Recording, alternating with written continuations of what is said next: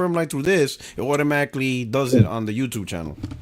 Yeah. Oh, cool. Yeah. Yeah. That's So good. now, so now the YouTube channel just goes live directly. It's just crazy, bro. But I didn't realize I was doing that. That's why things were getting weird. Don't give Or you like I couldn't run instructions. videos. It was weird.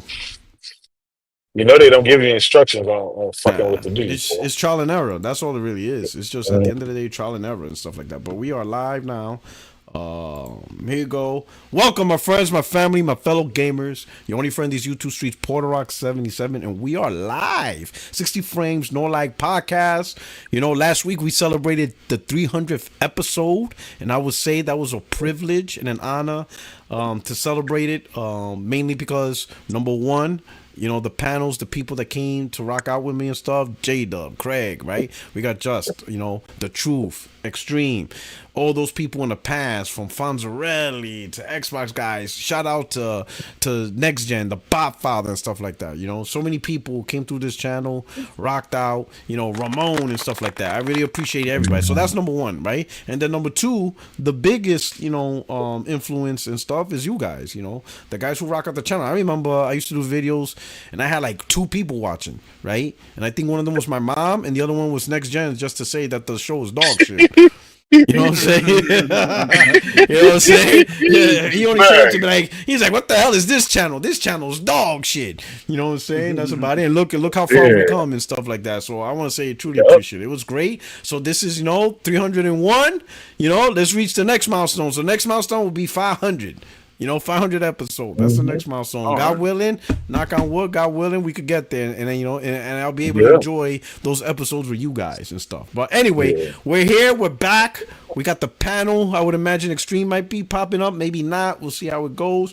But, you know, let's go around the horn real quick. We'll start with Craig Harris. What's going on, my brother? I see you got your bottle of water. You ready? Staying quenched? Yeah. I'm staying quenched. Yeah. Drinking more water. Yeah, I'm doing all right. Appreciate you having me back. It's fun. Everything's doing fine. Had a nice weekend. It rained.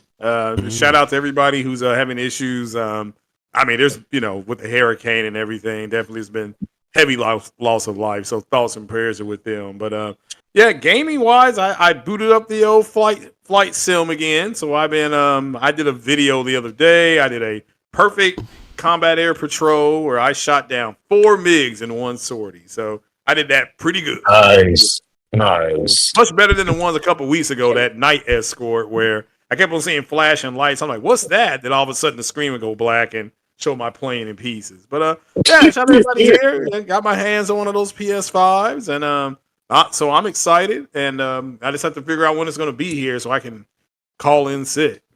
To make sure I pick it up. You know, so yeah. And we're having that dock strike, so we have to see what's gonna happen. Oh, yeah, it's gonna be crazy. That's a no can of worms right there. All right, brother. I'm glad everything is good for you. Hey, yo, J-Dub, what's going on, my brother? Oh, I can't complain, man. Can't complain. Just traveling a little bit right now. Before you say something, I want to say thank you. Okay. Listen. As a Yankee fan, I thank you for beating Cleveland and giving us the number 1 seed, because the Yankees clearly wasn't going to do it themselves. You know what I'm saying? I thank you for your service. Shout out to the Astros for whooping up on Cleveland, because we got number 1 seed because you whooped the shit out of Cleveland. So I appreciate you. Now y'all need to lose. Y'all need to lose. Wouldn't that be crazy? Yankees versus Astros. Oh my God! In the it could be because that happened a couple years ago, wasn't it? Yeah, it happened, but you know, it could be because your bracket leads towards Cleveland, actually, right? I think you guys are facing. Who you guys facing? Kansas City's facing Baltimore. So, and the winner of Kansas City and Baltimore faces Yankees. Astros is facing. Who the fuck is Astros facing? Anyway, Cleveland got the 2nd seed, so they're waiting for the winner of Astros and somebody. You're playing somebody. I forgot who you're playing against, right? But the winner of that game will face Cleveland. So technically, it could be if Yankees win and Astros just whip their bracket up. It could be another Astro-Yankee American Championship, which would be insane, right? But this time without the cheating. Without the trash cans. No trash cans. Without the trash cans. Listen, I will never forget. You will never beat those allegations. You will never beat those allegations, bro. Listen. Let's not go there. Listen, I'll give you 1 year. You know what But I'm saying? goddamn, all our other championships. I better see Altuve with his shirt off. All right? And it ain't because he's sexy. You take that. What you got over there? Listen, You ain't beating up charges, bro. We don't have the money like y'all have. Right? I know that shit. Y'all got $1 billion worth of salary on y'all roster forever. Like, yeah, dude, the Yankees is the biggest market in New York. Period. It's the biggest market in the world. They got so much fucking money. Yeah, and we're just a little small ass country. Country, Texas, right now it's just small country. Y'all trying to be your own country. Y'all spend all y'all money on video cameras and microphones. That's why. Facts. Oh, man. So how you been up to, my brother? What you been up to? You ordered your Pro? You ordered like 5 of them? You got your 30th anniversary? What's the story? I'm in there. I'm in there, puppy. I'm in there. Day one, man. I got the 30th anniversary. He said, "I'm in there, puppy. I got this." I'm in there, man. Hey, I ain't gonna lie. Here's the thing, bro. And you can't lie. It feels like that week with the PS5 Pro being pre-ordered. Yeah. We had Tokyo Gaming Show. No, we had State of Play. It was live. And we got the fucking the 30th anniversary PS5 Pros, all the 30th anniversary accessories. It just felt like gaming is at its peak again when PlayStation is just doing. You know what I'm saying? PlayStation is holding gaming on its back. You know what I'm saying? Xbox out of there, and Nintendo, they really ain't doing nothing. And PC ain't nothing but a handful of PC dudes with high-end GPUs, so they ain't doing shit. All they doing is going through Facebook Marketplace trying to find old parts to build for $700. That's all they're doing on PC now. They got shit. They got nothing else to do but scour the internet building PCs on PC Part Picker.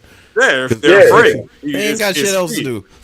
Yep. All right. And bootlegging copies of Windows. That's all. Yeah, they still doing Windows 8.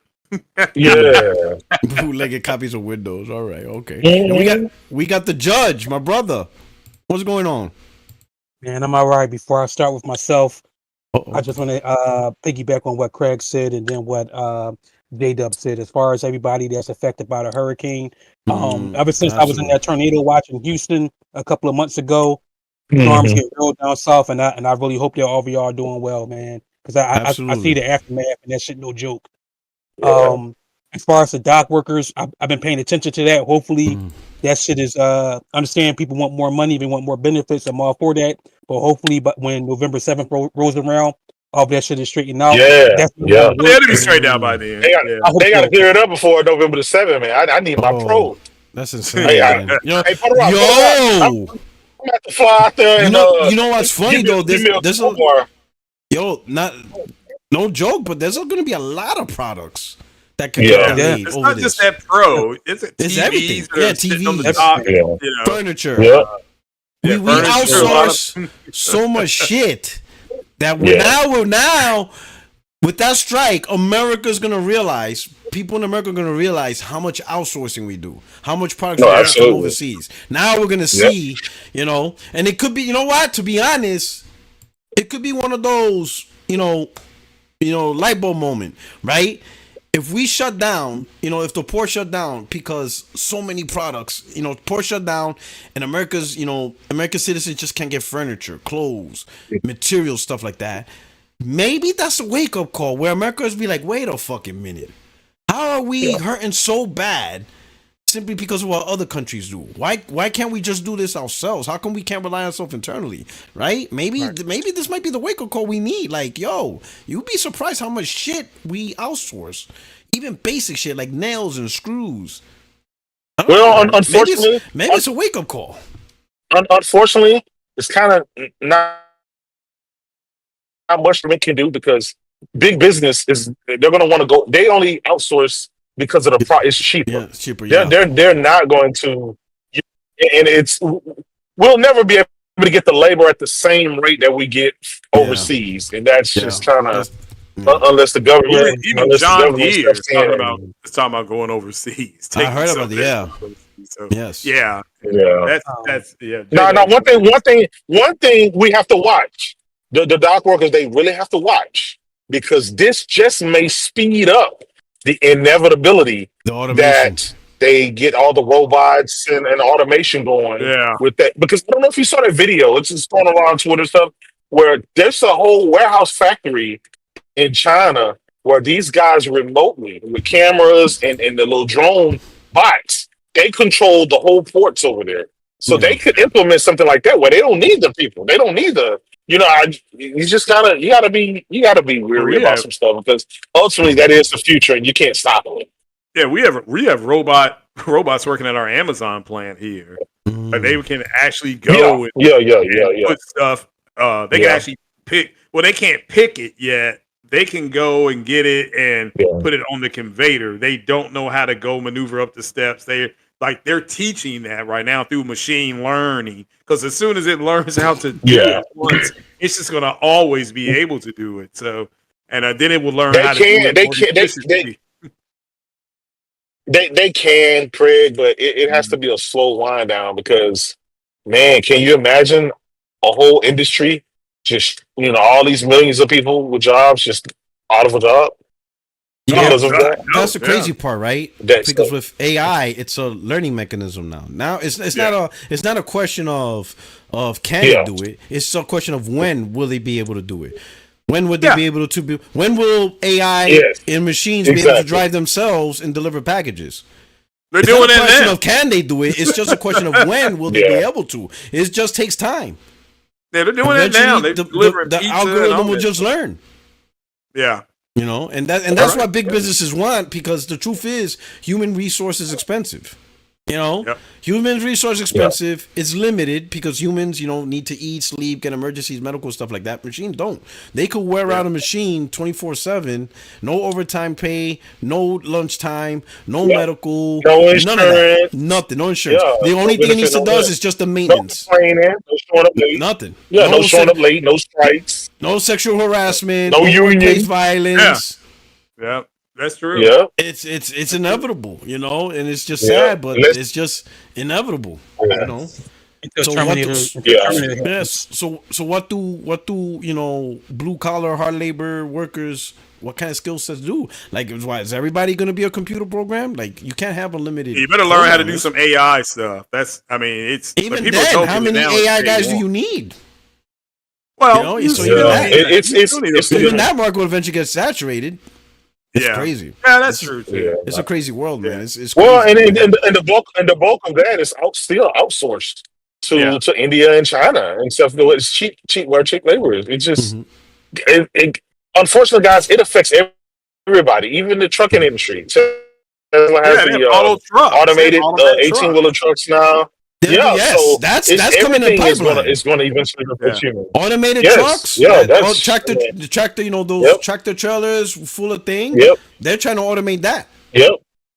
It just simply drives, goes to a port or wherever it's pit stop. Somebody's there to unload it, and then it just keeps driving off, nonstop. Doesn't take breaks. It's just insane, bro. It's just wild. All right. Let me finish with my points. Yeah, go ahead, my brother. J-Dub said something that I totally disagree with. I'm from Philadelphia. It's two places that I've been to in my whole entire life that make me feel as though I'm from the country. Number one is New York, because nobody knows nothing up there. And secondly is Houston with their interstates. The first time I ever got on the superhighway, I never understood what a superhighway was until I went to Houston. And I merged from a farm. I never saw a farm in Market Road either, but that's a whole other. But I got on. Damn, what was it? It was, I think it was FM 1960. 645 to 45, huh? Okay. I know. 45 to 45 to 10 because I had to drive from Houston to San Antonio. Yeah, and man, that was something else. But yeah, Houston. Dude, we got so many. We got so many freeways here. It's crazy. The belt. So you drove in California. What you think is like LA or Houston? Because LA is fucking crazy. Even I'm from New York, and I'm like, what this Yeah, thing that has was like bad. 9 lanes. I'm like, So what the? LA is And there's crazy, still but traffic. How you got but 9 lanes with traffic? yeah, here's the 5:18 in thing the about morning, it Houston. was backed up out there on the, Here, on the freeway. here in Houston, I think we got like 3 million, almost 4 million people. Houston Mhm. is such a large city. We have to have so many freeways. So we have loops that runs from the inner city, and then another loop around that runs to the middle of the city, and another loop right there that runs on outside the city just to get around. So you can literally drive on one street for an hour and still be on that same street and Mm, still be in your city. mm, That's just that's crazy. insane. Yeah. All right. So it's just so you got to have a vehicle here. You can't. There's no Oh, yeah. fucking walking anywhere. Yeah. All right. All right. All right. Judge, you good? Oh, I pre-ordered my PlayStation 5 through Sony Direct, but Ooh. once the shit is up with once everything is up with or rather the pre-orders are up with GameStop, I'm gonna cancel it through Sony and go through GameStop because I think GameStop is the only place that'll give me more money for my original PlayStation 5 than anywhere else, even including Sony Direct. Oh, that's smart. That's Yeah. smart. So You can that get way one you there at can GameStop. Yeah. make sure you Make can sure I get get it. one. But keep in mind between Best Buy, GameStop, and Walmart, Mhm. everybody's going to flood those markets. GameStop is going to be overwhelmed because everybody's going to trade in their system. You can Yeah. trade in your system at Best Buy too. I'm not sure about Walmart trading in system. I don't think they do that, but then again, Walmart is like the biggest retailer, so that Yeah. No, they're going to Best have a Buy big. doesn't give you as much. no, Best Buy was on some shit. Best Buy, Yeah. because I was looking at that online and I think they were willing to give me about either $50 to $75. I said, oh fuck this, fuck Oh no. shit! Oh Yeah, I was like, yeah, man! no. $50 to Absolutely not. $75. Yeah, I yeah. would have hit. I Yeah, would have hit No, that. no I would have hit bullshitting. that person. Excuse me, Rock, for cursing so much. But yeah, yeah, that's Well, it is crazy. bullshit. Don't worry about that. Damn. Don't worry about that. It's bullshit. It is. Yeah. There's a lot of people that trade in their system to GameStop to get that credit, the $410 I think at one time, Yeah, a and lot of people it's traded their they shit just said in. that they said they'll just spend a month without a console, and that way they can have that credit there. Hopefully, right? They get Yeah. one because what Yeah. if GameStop is like, hey man, we're sold out and they got to sit around and wait for restock. But it You ever sounds watch that? like Did you it, ever it watch that sounds video, like J Dub? yeah. Where that people that they only had, this is when the PS5 came out at that mall. They only had like 3 PlayStations and 2 Xboxes, and then they had like 120 people in line. They were out there ready to riot. Yeah, but they do that on purpose because they figure if you don't get a system, you're gonna at least buy something in. Hmm. They Well, that's just want to get true. you in the store. They were like, we're out. They were like, they're lying. There's Yeah. more in the bag. Yeah. I would imagine though, for the launch, it's probably going to be scalpers that are going to be the most annoying, right?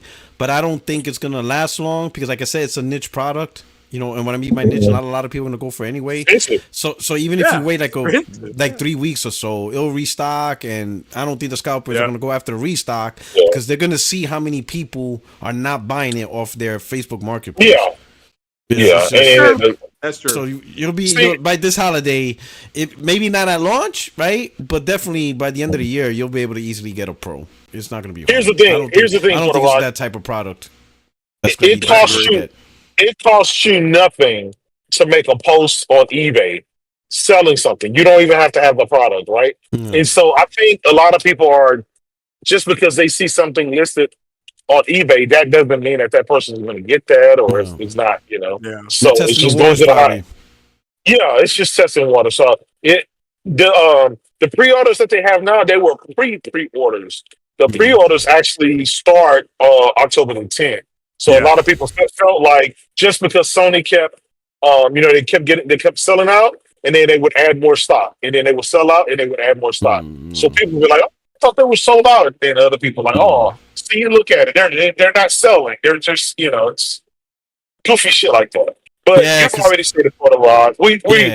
I'm seeing the system is not the main system, right? It's it'll probably sell anywhere from between 10 to 20% of the overall PS5 install base, and that's about it. We may be Yeah. shocked. We may do more, but who knows? Who knows? Yeah, so we already saw, we're already seeing the narrative. Like people making videos of stupid shit, like, oh, PS5 Pro didn't sell out. I'm like, neither did the PS4 Pro, and that was $400. Yeah, That didn't sell out. Like we already established, mid-gen refreshes don't sell a lot. So yeah, because they're like not the main. if we know mid-gen refreshes don't sell a lot, why are we trying to act like it's supposed to sell a lot?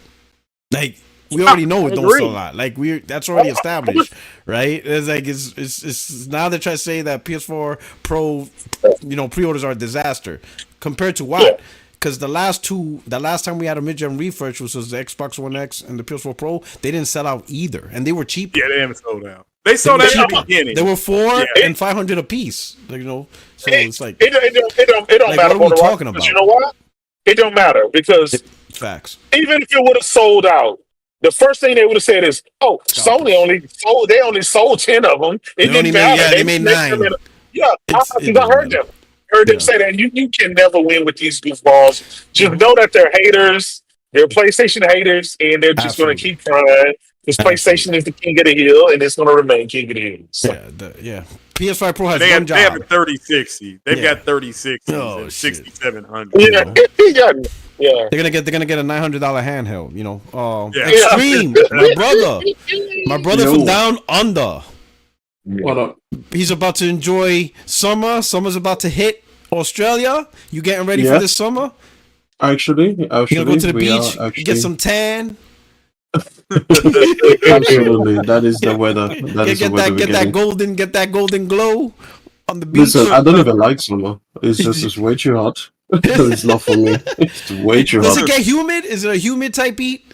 No. Really? It's pretty good. It's pretty good. No complaints about the weather aside from just the excessive temperature. But no, we're good. As you can see, I got my PC back. Get your PC back. I kind of like the dark background. Yeah, I was. It was nice. It was nice. It was good. It was good. Now we got the bright tone. Yeah, exactly. Exactly. Right. Now we're back to regular programming. Maybe from time to time I'll switch back to that. Just for the fun of it. But I like this better because it's all set up. So it's actually it's already done. Nice. Yeah, exactly. Exactly. Okay. So, all right, my brother. There we go. Glad you're here, man. Yeah. We got what are we talking about today? Oh, Starfield. All right, so your favorite game of the gen, Starfield DLC.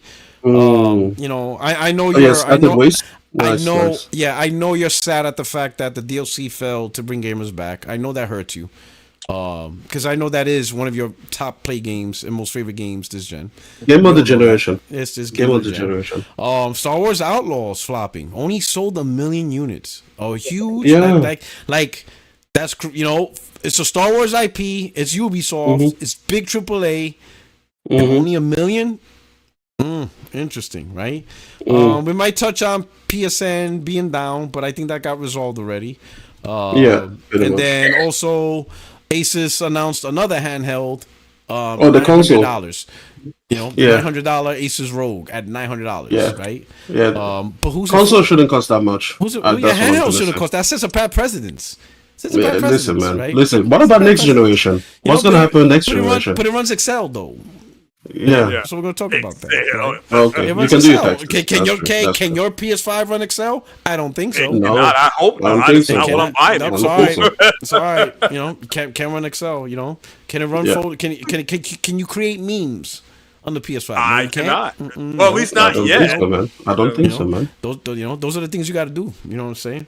All right, well, shout out. So anyway, hey everybody, thank you so much for rocking out. You're here, you're live. Of course, hit the poll. Hit up the poll. Hit the like button, especially if you hit the poll. Last week we had almost 900 votes on the poll. 900 votes, right? I forgot. What was the poll? That seems like something. If you know, the poll was if you're gonna get the PS5 Pro. So 900 people participate in a poll, but the show ended with like 290 likes. How you get 900 votes and 290 likes? Your polls.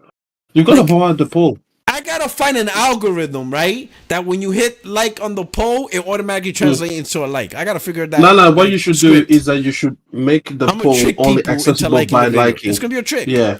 I'm gonna do You a gotta follow script. it up. I'm You gonna do gotta a be like, script where you once you hit yes, no, whatever choice you hit on the poll, it automatically translates to a like. oh, I'm gonna script that. what you should I'm gonna do find is it. you should blackmail people so that whatever they voted on the poll, if they don't hit like within 5 minutes, it deletes it. Oh wow, that's Yeah, crazy. You yeah, have five. You have 1 minute to give me 100 likes, or this poll is gone. All right, yeah, exactly.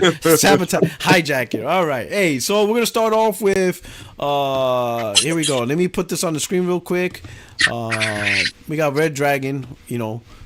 Fair and unbiased. The Red Dragon. He says big Starfield Shadow Space DLC looks like a complete flop. Currently rated a 50 out of 100. Barely any engagement on posts. Barely any bouncing players. Barely anyone even talking about it, even from Xbox fanboys. From the biggest game of the gen to the biggest letdown. So this is like, Oh, man. pretty much, pretty much the whole year Oh. of Starfield, and like the DLC came out, barely did anything, barely a jump.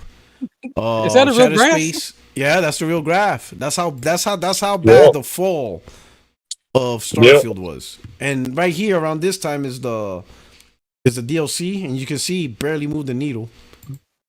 Right here, Starfield's trying to promote itself. Right here, 50%. Like that's why people are reviewing it, so it's bad. Like people are just simply not liking it, man. So here's the real question I want to ask you, right? We all know about the Bethesda magic, right? We've seen it with Fallout, we've seen it with Elder Scrolls. Like they literally start Skyrim. That was like more people are playing Skyrim now than Starfield. Like it's still a big playing game. If you look on the Xbox most played, Fallout is still being played. And I'm not even talking about 76. Like, what did they do wrong with Starfield in general? Like, you would think Starfield was their first game they're attempting this formula, but it's not. What went wrong? Like, what did they do wrong? Like, we'll start with Craig. Like, Craig, what did they do wrong with Starfield? Why couldn't they capture the magic of Fallout and Elder Scrolls? Because it's niche. Yeah, no, it's that type of game. You have to like space, you have to like exploration, and you have to like the management of resources, and you have to like the open world and the never anything that they just keep doing, which is even when you overhear conversations in Starfield, it's similar to Skyrim and stuff like that, and Oblivion, Fallout. It's more like Fallout because in Fallout you could just be doing something and you overhear something and it can be added. And you can do that in Starfield. But ultimately, it's not that it's just on one platform. It's a niche game. Even as big, Elite Dangerous, that game is struggling. And that's on PC. And it's not crossplay. I've always thought to save that game, it should just make it crossplay. But again, it's just too much. It's a niche type of game, just like a flight sim game is. Either you like flight sim games or you don't. There is no, they're okay. It's the same with a game like Starfield, even in No Man's Sky. No Man's Sky is a niche title. I'm not here to say it's good or bad and all that kind of stuff. What we're talking about. I just think what happened is it didn't have the broad appeal of a Fallout or a Skyrim or Oblivion. And those Fallout games have been around for years, so they've built up their own thing. But Starfield, I'm not gonna say the game failed, but this DLC obviously probably hasn't hit the mark, and it's disappointing because I've played the game, and there are, again, like I said before, there are mechanics in the game that I like, but I like space, I like exploring, I like that lore that they came out with. So they just took what NASA said, and they were like, "Well, there's no planets we can go to," and in Starfield they said, "Well, no, we flipped it. There's a bunch of places you can go to." So that I liked, but I just think overall that's a niche game, and even if you don't hit it out of the park, it's just going to suffer. It's unfortunate because it's not I played it. It's not a bad game, but it's niche. It's a niche game. All right. Yeah.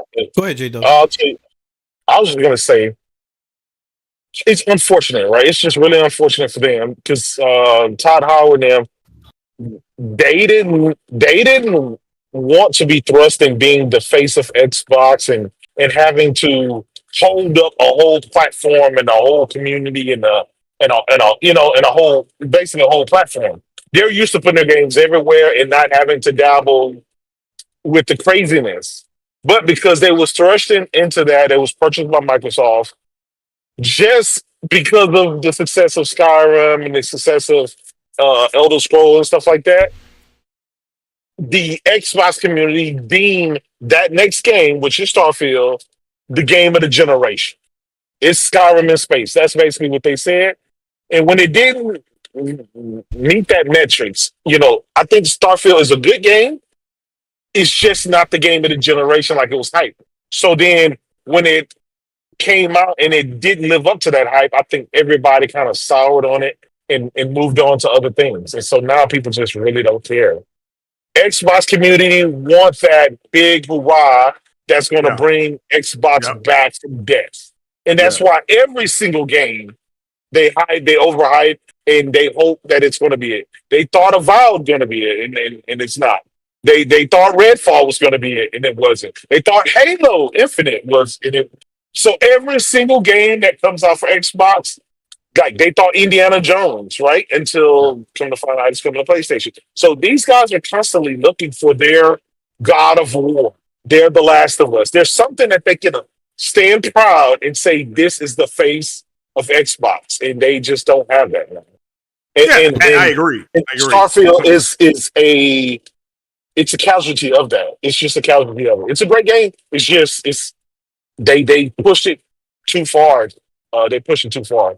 Yeah, J-Dub's right. The second, what he's saying, instead of letting the game, I said this when it came out, instead of them just letting the game come out and be the game, and they let them add to it or take stuff away like they do with all games. That's what happened with No Man's Sky. The No Man's Sky came out. He told you exactly what you were going to get. He said they were going to be adding things over the years. I think everybody can look back on it now and say, yeah, that's exactly what they did. Starfield, if they just let it come out and breathe, just let it breathe and let it be itself, it probably does a lot better. But J-Dub is right. These guys they wanted this to be their God of War. They want to be able to say, we have something you don't have. That's what they want to be able to say. Number one, and number two, they it's like, look at the whole Final Fantasy thing. They don't care if they have to wait another 2 years to get Final Fantasy 16 or 7. They don't care. Instead of just buying a PlayStation, they're going to wait. But at the end of the day, I agree with what J-Dub is saying. Just allow the steak to come off the grill and let it breathe a little bit, and then add your Heinz 57 or A1. These guys want this thing to come out so that they have something to say, here's the reason why you have to go buy an Xbox. This is our God of War. This is our Horizon Zero Dawn. This is our Uncharted. And that's never, and Todd Howard, like J-Dub said, they never came out and said game of the millennium, game of the century, even your Lord and Savior, the All Father is going to be on his knees and just shocked that this game is like this. It's like J-Dub said, it's a good game, but it would have been nice if these guys had just let the game come out and be the game that it is, because it's not a bad game. It's just not again. These guys are saying it was going to be a Lamborghini, and it was a friggin', you could argue and say it was a Porsche. Is a Porsche that bad? Well, it is when you're comparing it to a Lamborghini. Okay, so it's unfortunate the game suffered like this, because me and J-Dub have played this game. It's not a bad game. It's just not. It's unfortunate for Todd Howard and all those guys that worked on that game, men and women, that this did not work out. So we'll have to wait and see what they do with it, if anything. All right, let me do the super chat. Yo, Andrew. I don't even know if I should read this. He said, K-Maker the Capper is on X saying trash Starfield and the DLC is great. Why is it the melanated people who lie for and fight hardest for garbage Microsoft? What? Like, what? Oh, listen. Like, we're all melanated here. Like, all of us. You know what I'm saying? My boy Extreme, he's on the extreme side melanation. Hell, he was the first one to trash Starfield. He was trashing it before we even got a chance to look at the preview. Like, whoa. And, Hey yo, and, we keeping it equal. We you know us oh melanated people are man, equal opportunity bashers. We cap and we man, bash. Like oh, shout out to oh, Andrew. We like yo, I'm it's like Andrew. hilarious. Yo, I know who you voting for if you're in the U.S. My man's Come in the out U.S. I know hot. exactly who you voting for this November. Oh Oh shit, he's man, about to vote for the Tangerine Demon. Oh shit. All right. oh man. Yo, let me read this also. Luke Stevens TV, right? YouTube personality. He wrote, "Finished Shattered Space accidentally in an afternoon. I thought there'd be a lot more, but the main story is very short. Simply, it's more Starfield. The writing is painfully dry. The characters act like they don't want to be here, and the lack of optimization is painful. The opening hour is kind of cool. It's basically a one-for-one replication of Event Horizon, but other than that, it's just boring. I was really hoping for a Far Harbor style expansion, but we basically got a $30 quest line that's more of the same with brighter colors. I can see why they didn't want to send out review codes ahead of launch." Oh Ouch. man. All right, hey, Judge, we need a verdict. What's going on? All right, so the verdict from me is that I said what I said earlier with Bethesda Bethesda being so associated with Microsoft. I said that jokingly, but I really meant that though too. And I think J Dub really hit the nail on the head, and it'll be really hard for me to follow up on that. I think that with unfortunately with Starfield being associated with Bethesda and it being so hyped up that if it was or ever with Microsoft, excuse me, with it being so hyped up that if it actually lived up to the hype, because the irony here is that with the exception of, for me anyway, with Fallout 76, everything else that Bethesda did before it got bought out by Microsoft, we can joke as much as we like and call them bug duster, but they made really very very solid games. I mean, to me, Mhm. one of the main reasons why I bought the original Xbox or had an original Xbox was for Morrowind. When I played Morrowind, that game was game changing to me. Period. Like Mhm. Yeah. I'm not even too sure what to even really compare that to. Like it was just that different back in 2002. But unfortunately, to me, Bethesda is a shell of their former self, and with them being with Microsoft, it's not that much better. I mean, if Starfield actually lived up to the hype, and it was a game of a generation, whereas it could actually bring people back to Microsoft, and there's nothing wrong with them going for that, because that's the whole purpose of buying a console, because you got exclusives that the other people don't got. That's why Nintendo is so is still doing good to this very day, because no one else can get Mario but any Nintendo console. Um but yeah, I can't really go any further with this. I think with Starfield, even with it being I don't know if I would really say it's a niche game, or space games are niche, just because of I think No Man's Sky really broke that barrier back before it dropped. I remember Yeah. back in 2014, 2015, I forget the last name of the head guy, but Sean, I remember him being on Jimmy Fallon, and they were talking about No Man's Sky, how revolutionary and groundbreaking it is, and Sean Murray. Sean Sean Murray. Murray, Yeah. thank you. And talking about how groundbreaking it was. So I don't think it's because it's a niche game. It's just that with Bethesda, with Bethesda's fall from grace, and Microsoft and their, oh man, their wishy-washy, willy-nilly nonsense bullshit that they do, and then you got other games that are in that same genre that are actually better than it. I mean, No Man's Sky, I mean, to me, I think that, I don't know how No Man's Sky did it, but I think No Man's Sky was really the exception, as far as, yeah, when it came out, it was not as it was advertised to be. But Yeah. but that shit rose like a phoenix from the ashes. Like it really turned Yeah. into, it did a total 180. It was really, it's like hell. I mean, again, that I can't think of no game in current memory that could have ever did that. And for me to think that a DLC can do so, let alone want something related to Microsoft, and I'm not even trying to make any jokes, but a DLC, making a Microsoft game good, and bringing people back. Yeah, nah, fuck that. I mean, I got a better chance of winning the lottery. That's my verdict. Fuck it. All right. Okay. Good point. Good night points. All right. Of course, I saved the best to last. Only because I know Extreme is the most disappointed in all of this.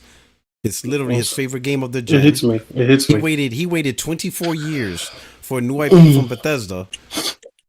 He wanted a space game. That's all he asked. Give him a space game. That actually is still a game I want. I It's still want a still space game. Exactly. He still didn't get it. What's going on, Extreme? Yo, listen. Can we just listen? With all due respect to my panel members, okay? I really do respect all of y'all. Oh, But also, man. Hey, get the bulletproof vest out. He with about to go after all of all y'all. due respect to the panel members that have spoken before me, and all due respect to the people in the chat listening to me, can we just admit this game is garbage? Can we just say that it failed No, come on, because it deserves to fail? Like, can we just say that? Can we just be honest? Like, it's garbage at everything that it tries to do. Let's face it, Starfield has a value proposition. It outlasted Concord. Listen. We'll give it that. We'll give it At this, least yeah? that. We The can at least say Bethesda that. fans- One step the above Concord. Listen. It was always going to be more successful. In fact, I expect this game to be commercially a hit once it hits PlayStation. I've always said this. I do not trust the PlayStation Nation with this game because You know while they're they gonna can buy say it. it's garbage, They're as gonna soon buy as they go out, that Bethesda brain rot that they have in there is going to worm its way out, and they're going to go and pay money, even though they know it's not worth it. You say But we then affected? they will We find out. affected? But then they will find out, just like the people on Xbox found out. Don't worry. I'll give you all a pregnant pause too. Okay, but let's talk about the game. Exploration, absolutely garbage. Like this is PlayStation 2 level of loading screens. Like, what are we doing here? True, They haven't load fixed it. Really? They haven't fixed it. They still haven't fixed it. You know, and also they went for 1,000 planets. Who asked for that? And remember how I used to say that we have never seen a game that actually did one planet? Like, we've never seen a planet-sized game. Now, No Man's Sky, their developers, Hello Games, have decided that that's actually what they're going to do with Light No Fire, But right? it The takes next game. time. Yeah. They're actually going to create one planet-sized game. So, if you've never created one planet-sized game, why would you try to create 1,000 fake planets? Why? Do you know what would have been a better game? One solar system. Literally just 3 inhabitable planets, okay? And then a whole bunch of other resource planets. That would have been a much better game to explore because then you could actually handcraft it. And this is also another warning of what I said last week. These whole AI tools, yeah, they can help you in the pre-conceptual phase, but try to implement that purely into the actual game, and you're going to end up with a lot of boring drivel. And that's exactly what Starfield is, because they try to take the AI procedural generation and then just copy and paste it one for one into the actual game, and it's absolutely disgusting. You have things that repeat each other, you have the same scientific base, the same cave, pasted over and over again, and then you realize that those caves and those complexes and those buildings that you can find on those outer worlds are actually buildings that are designed for main quests, but then they just copied and pasted randomly over other planets. Very disgusting. You know, lazy work, lazy devs. I'm sorry, lazy devs. Then you have the game engine. The game engine that hasn't been updated since basically your grandmother was still out in the streets. Well, Oh she my was God. still looking for a man to make an honest woman out of her. Oh, That's shit. when that was the last time the creation engine was updated. Okay, I'm sorry, your grandma was a bit He of a said, whore. that engine okay? came out during the Prohibition era. Oh, Like, man. oh, shit. Man. He said Al Capone was peddling that shit on the streets of Chicago. Listen. You have the creation engine, which is then. I mean, that is just testament to the laziness of Bethesda. That is literally it. They could have gone out and just learned Unreal, but they were like, nah, we're just gonna stick to this bullshit. Okay? Then you have the combat. I saw a video the other day about a person who was like, combat in Starfield was so awesome. And he literally took the worst version of it. He literally ran out, right? All of these enemies are not shooting him, they're just shooting around him, you know, like they're like Star Wars troopers or something. And then he jumps and he slows down time. And he slows down time perfectly that he can take 5 seconds to aim and then headshot someone. Then the power finishes, he runs back behind cover, waits for the ability to recharge, then he runs out again, jumps, pauses time and shoots someone, and he's like, "Wow, that's awesome." And I'm like, "How? How is that awesome?" So combat is trash. Then you have the actual characters that you're supposed to like, because Dragon Age Inquisition is the longest game that I spent any time in terms of single player. Right, I've got like 300 plus hours in Dragon Age Inquisition. I don't think that Dragon Age Inquisition is a 300 plus hour game. I don't think it's that good. But I do think the characters and the companions that come with you are so compelling, and the stories are so deep and so rich, and you actually have character moments and development that it's actually worth spending the time getting to know as many of these characters as possible. In Starfield, you don't have characters, you just have caricatures. There is the cowboy guy for some reason. Why is there a cowboy wearing guy like in the future? Yeah, why is there a cowboy in space? Like it doesn't even make sense in the world because there's like no farms. Where did he get this? Where did he get a farm? Space cowboy. Be like, I'm a cowboy. Like how? It literally doesn't happen. It can't happen. Like they don't even have a real culture. They don't have a real culture of their own. Like if you take a look at Cyberpunk 2077, those people have a culture that's defined by the world that they're living in. So it's like when you go to one particular gang or you go to one particular corpo, like you feel like, yeah, this is in universe and it makes sense. Starfield, what they did, because Bethesda is so lazy, they just took 1950s caricatures from like the Fallout games and they just put it in space, hundreds of years in the future. And they were like, well, that'll do. So I'm like, why is there a cowboy? Why are they wearing jackets that look like, again, they're from the 1950s and 60s? Like textiles haven't improved. Like we went all the way to over space. 2 centuries. But exactly. But like literally, fashion didn't move beyond where we are today. They literally just have a mix of 1950s to about the 2000 in terms of fashion, and then they have tech suits. You know, like fibers that look like aliens designed it, which just means that they are just sleek and they don't have any threads. That's literally what they mean. They're just wearing tops. You know, so it's like from a fashion perspective, it's, and then also, can we just one last thing? Can we just admit how ugly this game is? Like, it's just straight ugly. It is just, and I've seen people be like, oh, vistas, because they've got like red in the sky and there's like a red planet below. They're like, oh, wow, there's a vista. Look, it's empty, barren land. What a vista. Oh, wow, what a moment. They took me to this hill and I have nothing. There's no gameplay opportunity. I just have empty barren land that I can't even walk across because then I have to load the next tile. And then the vista that I saw in the last tile isn't this vista that I'm playing now because the whole thing is randomly generated. Like, just because you have empty land doesn't mean you have a vista. Just because you have some color in the sky doesn't mean it's beautiful. It's a bit like Hellblade. People keep saying that Hellblade is one of the most beautiful games. And I've played Hellblade. I'm like, is it though? Because it's a lot of emptiness. It's a lot of things you can't actually go and do. It's like a picture frame, right? Like, do you guys remember those picture frames when you were a kid and you could like, depending on how the light hit them, you could like make them appear different colors? I forget what kind of like technology that is, but you guys know what I'm talking about? Yeah. Like you could move them and they will shift, you know, it's almost like they appear 3D. That's what Starfield is. That's what Hellblade 2 is. Starfield is a way worse version than Hellblade 2. Like, it's something that you can look at, it looks pretty, and depending on how you things like that. Yep. Except my version as a kid was way less cool. That's actually cool. Yeah. So anyways, that's what you get in Starfield. Except a shit version of that. That's exactly what you get. You move the camera around, it appears to be different, but you can't do anything with it. Also, Porto, you're cool for actually having that. Like, we didn't plan that, but you literally just pulled it out of nowhere. P-Rock is showing off now. Yeah, man. Somebody should say fire, though. That?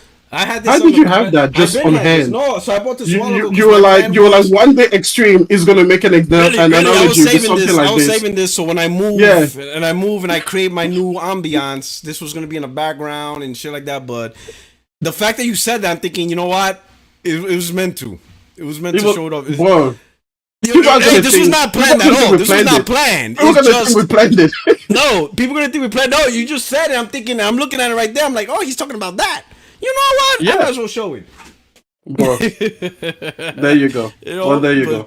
That's Starfield, but worse than what he just showed. Yeah. Let's just say I got more enjoyment out of those posters in 5 seconds than I did with Starfield. I got this stuff in downtown San Diego at the Belmont Park. I plan to buy more. Oh wait, there is one more. Check this one out. This one's cool, right? And then, Oh, that's look cool. at that. Look at that. That's Tell cool. me that ain't. Tell me that's not fire. This was the first one. I was like, oh hell yeah, that's fire. Look at that. Tell me that's not fire. No, that's amazing. That's actually Even really this, cool. even this was crazy. Yeah. Yeah. Damn, I can't bite. That's fire. All right, just thought. Hey, there you go. There you go. My wife was mad because she couldn't get Doctor Strange. Hey, I That's her expect you favorite now character. from now on to have material for every analogy I make. now I'm gonna have to be. Oh, look, I got a prop for that. Yeah, exactly. I have a prop. I'm having. Like, next time I expect you to be like, here's a picture of your grandma as a whole, like 1950s. There she is. Oh, man. Oh, man. Oh shit! But anyway, so good points, man. Good points. To finish off, so I'll try to keep the podcast. I want everybody to talk about every topic. The last point I say, I do like what you were saying that it should have been one solar system. I personally felt Bethesda should have put more energy into creating a long-term universe. Start off Starfield small, solar system, create the foundation. Don't worry about this 1,000 planet shit because no one's gonna look at 1,000 planets. And let's be honest, when they say 1,000 planets, it's not a real planet. All you're talking about is a ball, but you're only gonna be on one spot on that ball. A planet means the entire globe with a cold conundrum on the. No one does that really. So there is really no planet that you actually explore because there isn't. Because you're not gonna create multiple countries and civilizations on one. That's what a planet means, right? It's really a ball and you do one thing in one spot in this whole entire world. So then what's the point, right? I kind of like your idea of focus on the solar system, build that, right? And then the sequel, Starfield, is going beyond the solar system, and now you meet a new race for the first time because you have 1,000 planets and it's nothing but humans. Like what? So there's no life. No aliens. Life. No aliens. I understand what you're saying as far as stuff like animals. They should have. I don't disagree with that. They should have built it kind of like what they did with Elder Scrolls. They built it from the ground up. Yeah. And they mentioned all these civilizations, and then over time, each game introduced that new civilization. Like it would be Daggerfall, Morrowind, Skyrim. Yeah, you had different cultures. Yeah, they had different customs. They should have done the same you're exact right. thing. That was so. When Extreme was saying, when you have all these people, they do not go into deep context on. They try to, but they don't do it. Yeah, they don't go into deep enough context on why you have this faction and that other faction and why this faction doesn't like the other faction.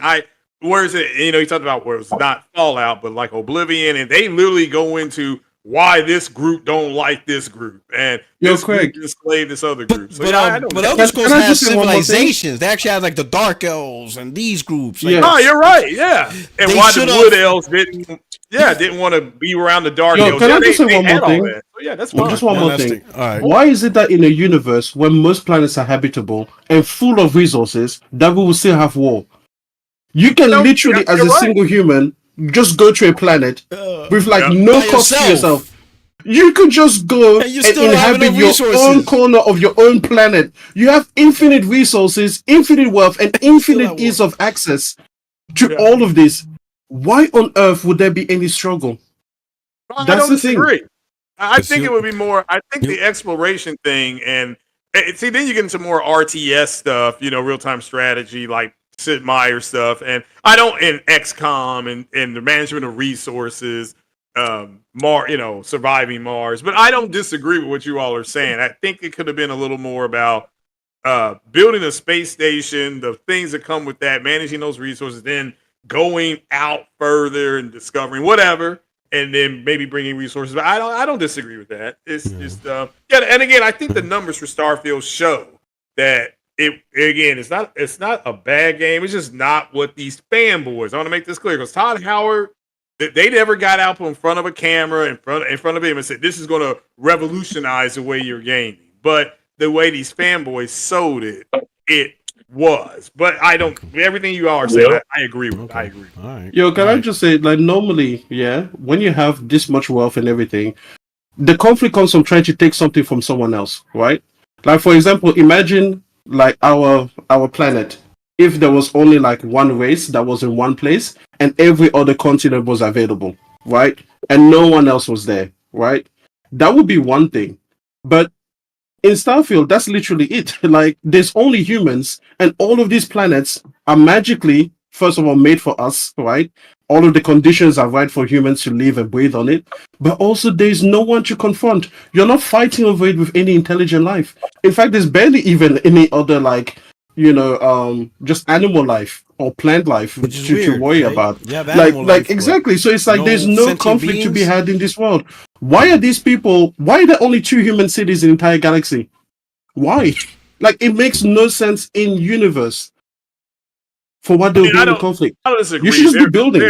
There is life, but I agree that it's not all you can. It's breathable planets. Some planets you try to breathe in. It's like No Man's Sky. You land on some planets, you get out and you get death in like 10 seconds. They do like that, but the overall concept what Ilm is saying, I agree with. It would have been nice for them maybe to go a different direction, make it more resource management. And I guess if you try to build a house or whatever you have, whatever you can build, maybe it does get into that. I never have done that. Maybe Dub has. But I think the numbers are reflective of what we're trying to tell you all, which is that it's honestly not a horrible game, but it just wasn't what these fanboys were I want to saying. make sure that y'all know it's a horrible game. I just Okay, well, fair enough. Fair enough. Yeah, I don't think it's a horrible game, but I've said before, I've always caveated that with there's processes within this game. This like Elite Dangerous, it's like Star Citizen, it's like No Man's Sky. So if you like those type of games, this game you would probably enjoy somewhat. But I agree as far as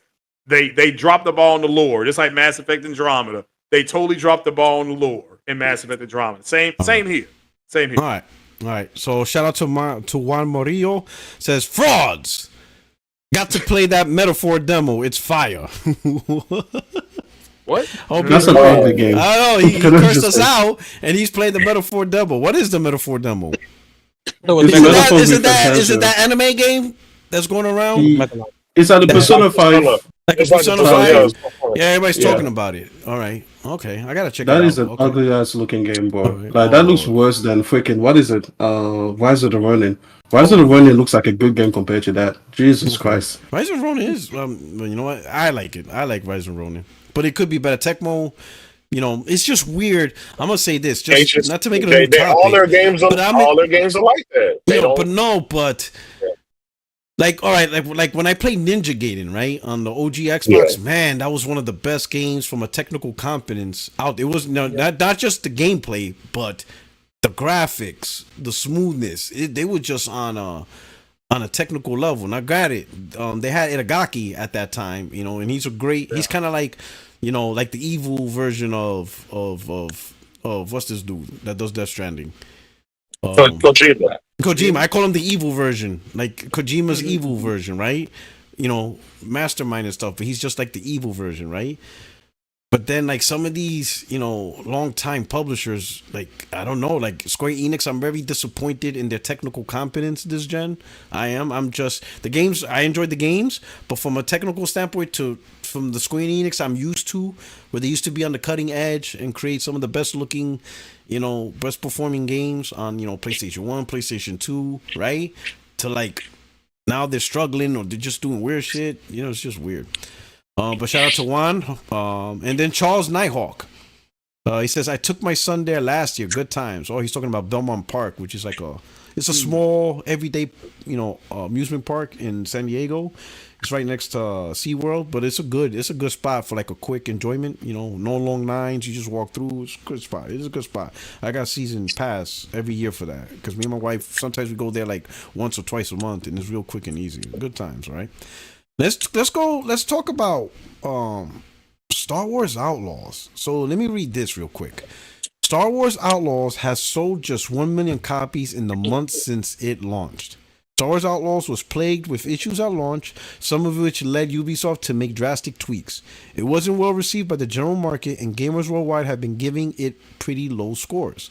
It comes as no surprise to learn that in an entire month on the shelves, Star Wars Outlaws has just sold 1 million copies. It's not as many sales as Ubisoft expected, which explains the recent comment about the game's performance proving softer than expected. It's also partly why Assassin's Creed Shadows was considerably delayed, being pushed back from November 2024 to February 2025. Even the Force can't help it.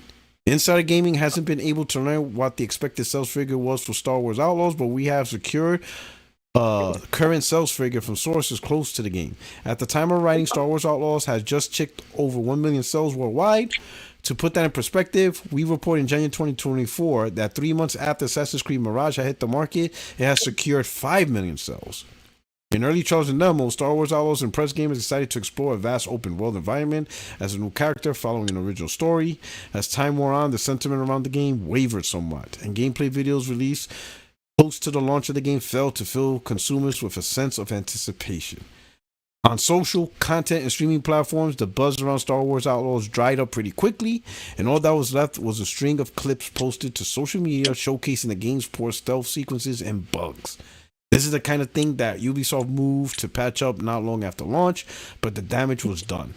In 30 days on the market, Star Wars Outlaws has sold just 1 million copies, and it's not expected that it will shift many more. Are you surprised about how badly Star Wars Outlaws underperformed? Let us know on the Insider Gaming Forum. I'll start with J-Dub. What do you think about Star Wars Outlaws flopping this bad? We're talking about a huge IP by a big publisher, and it's 1 million across all platforms.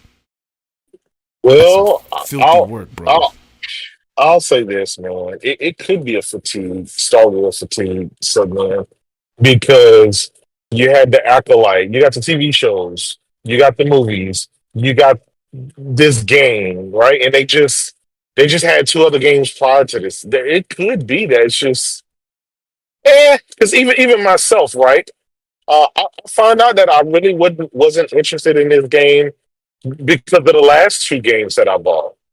I didn't even complete those games. It was a lot of things that it lacked. It had a lot of jank to it. Yeah, it had some bugs to it, but it just wasn't for me. And if you've played the first two games and you beat them, I haven't even played this last game, but I can just assume it's just a continuation. It's the exact same shit. Okay. So Right. I think that play is just you can't crank these fucking Star Wars games out every goddamn year. You just can't. But it seems like they're doing it every year. I could be wrong.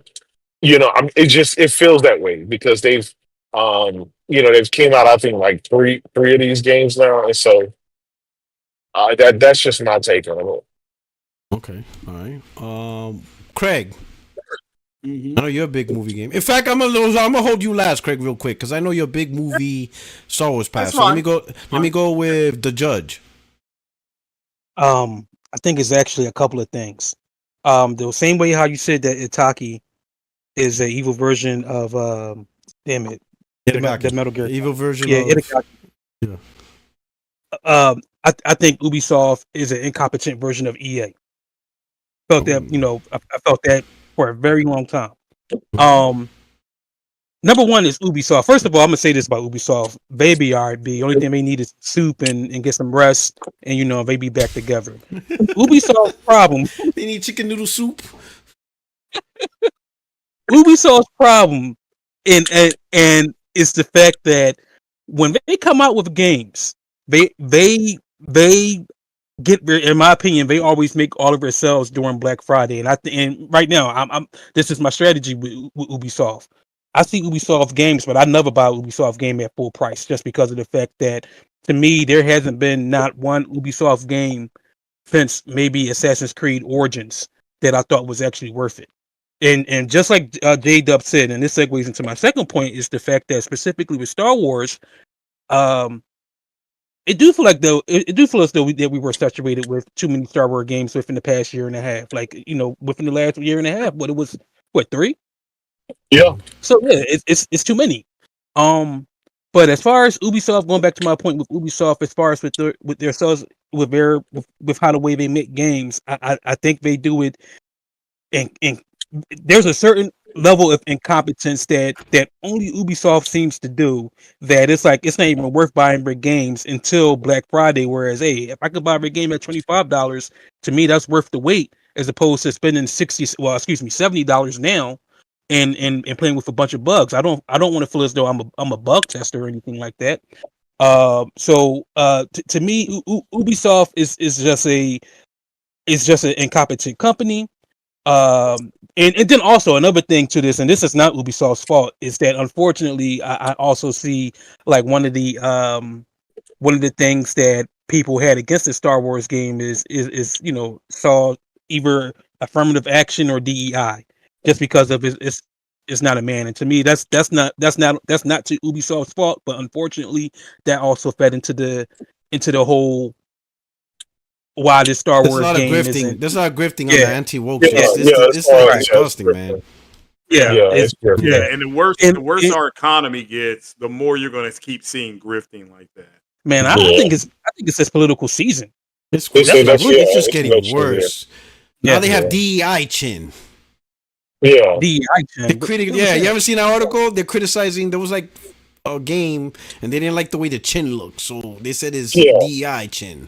Have you seen DI engines? It's bad. It's bad. Oh, DI engine. I saw that one too. Yeah. The whole Yeah. engine is not DI. Yo, it's bad. Yeah. The And that was grifting on Unreal. this is insane. Yeah. They That's literally were like crazy. the Unreal Engine, the most popular engine is DI. That's Wow. crazy. I didn't know that. Wow. And then my last point with Ubisoft and with Star Wars. Oh yeah, Star Wars. Star Wars is, I mean, with them flopping with $1 million on across all platforms, I guess I'm not surprised, just because of, I mean, how much does it cost to actually license out, to get the Star Wars license? Yeah, I mean, that's not a cheap license. yeah, I wouldn't think so. Not at all. So yeah, I can see that. I think that as far as when it comes down to Star Wars games, I mean, to me, Ubisoft is really unproven. Unfortunately, this is where I would go back and say, hey, if it was EA that made this, I think they probably would have did a better job, just because they have more familiarity and more experience with making Star Wars games as opposed to Ubisoft. But Ubisoft, I mean, they came out with, matter of fact, this was the third big game that they were supposed to come out this year. The first one was Skull and Bones, and they got that. They got that shit stain associated with it as far as how bad that went, because that was supposed to be what the not a triple A game but a quadruple A game, and that shit Yeah. just totally stunk. So you got that. That's strike one. Strike two is with Star Wars itself, because that didn't do as good as it was supposed to do. And then strike three, unfortunately, because I was actually looking forward to it, was Assassin's Creed Shadows, and that's being pushed back. So I think Ubisoft just needs to, as big as a company as they are, I think they should stick to what they stick to best, and I think that is Prince of Persia and Assassin's Creed, and anything else is it's like, hey, if we can do it, let's do it, but they shouldn't prioritize that. And it's just too many things moving on, and on top of Ubisoft being incompetent. But my verdict for them is fuck it, fuck them too. Mm. All right, okay. Extreme, what do you think about this? Like, You it's a want to big hear the IP. real reason? It's You want to hear the Starfield. real It's reason? Starfield. Oh my god, no, it's Star Wars. I'll tell you the real reason. Okay. Here we go. The problem with the Star Wars game is that it's a Star Wars game. And I don't understand, and I don't mean that the license is bad or anything. What I mean is that the license is too restrictive. These companies, these other people are not allowed to make their own canon, which is a huge mistake, because now you can't be part of the events you want to be part of. When they first came up with this game and they were like, oh, you're an outlaw, I was like, okay, cool. But then they're like, oh, you're playing in this area over there. Like you don't touch the main stuff. Like you don't get to be part of the cool fight. You don't get to see the Death Star. You don't get to do all of these fun, great moments that happen. Like it would have been so cool to play during the battles that we know, like the battles of Rogue One, the battles of the Death Star 1 and 2, around the Skywalker saga. Like be a part of the movie, but from a different perspective. Like you could have done your own shit have you had your own missions? Like you start out with this outlaw story, right? And then it crescendos in this big movie moment, but now you get to see from a different perspective. Like you get to experience Luke Skywalker and Darth Vader from all these different perspectives, but I'm not gonna let you do that because that will be infringing upon what the canon moment was. I think that Star Wars as a whole needs to stop doing that with both the shows and the games. they need to have their own canon universes. Like whichever one like is doing well can get to have like its own version of Star Wars, right? It'd be like comic books. Like when you have like Batman Beyond or something, like that is so divorced from what everything that you know about Batman is, right? Like the fundamentals are still there, but it gets to be its own thing. And the problem with this, and I think another one is Lord of the Rings, is that they want to have just one continuous canon universe, which means that for every piece of property that comes after a certain moment, you can't touch on this moment anymore because that didn't happen that way. And so you're constantly just like sectioned off to things that people don't want to do. I want to be part of the Death Star battle, right? I want to be part of like the big pivotal moments in the universe. I want to help save the entire galaxy. I don't just want to be some kind of like back alley drug peddling little dealer and be like, yeah, I get to meet with all these people, but I don't get to do anything of influence because I can't kill a big character in the game. Like I can't see Jar Jar Binks or something and kill him. Or that fat worm that had like Princess like what's the name of the worm guy? Like the one that feeds you to like the Jabba the Sarta pit or Hutt. something. Jabba the Hutt. Yeah, Yeah, Jabba the Hutt. I can't kill him. Yeah, I can't kill him because that doesn't happen that way. So it's like I get to meet all these characters, but it's like look but don't touch. Like, yeah, look at this, but don't touch them. Look at that, but don't touch them.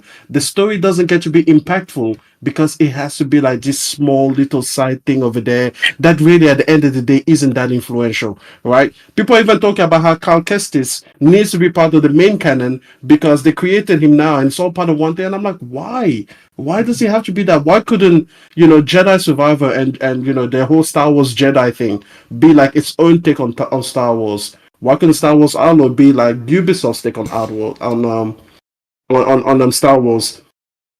Because that's what they did with Marvel Spider-Man. With Marvel Spider-Man, Insomniac's universe is its own canon, right? Like it's its own version of their take of things. And I think that the Star Wars license should allow other developers to do that. Like, hey, Ubisoft, you got Star Wars, you create your own Star Wars universe. Like, have your own take. Use all the characters the way that you want them. Obviously, still going to be some restrictions, right? Like, we're not going to have like Luke Skywalker playing, becoming a gambler and an alcoholic. We're not going to have that. But still, you get to like have your own version of those main events. Hey, EA, you've got Star Wars Jedi, right? You get to have Cal Kestis, and you get to basically make of your own universe whatever it is, and you get to have that version of Star Wars. So again, you will hit all of the same pivotal points, but at least you have access to the whole Star Wars lore and canon to actually do something that's impactful. So I think that's the issue.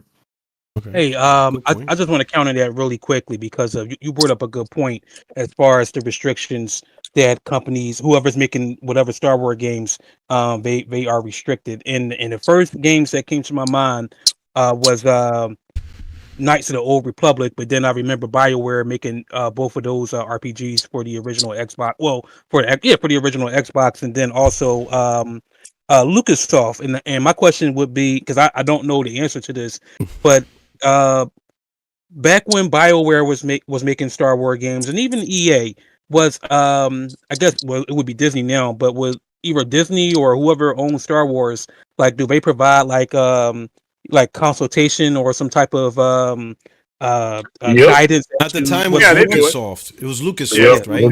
They had their own studio. It's LucasArts. LucasArts. There you go. They had their own studio before they got bought out by Disney. And if you have EA access or whatever it's called on PC, and I don't think EA was EA published it. Did EA publish the BioWare?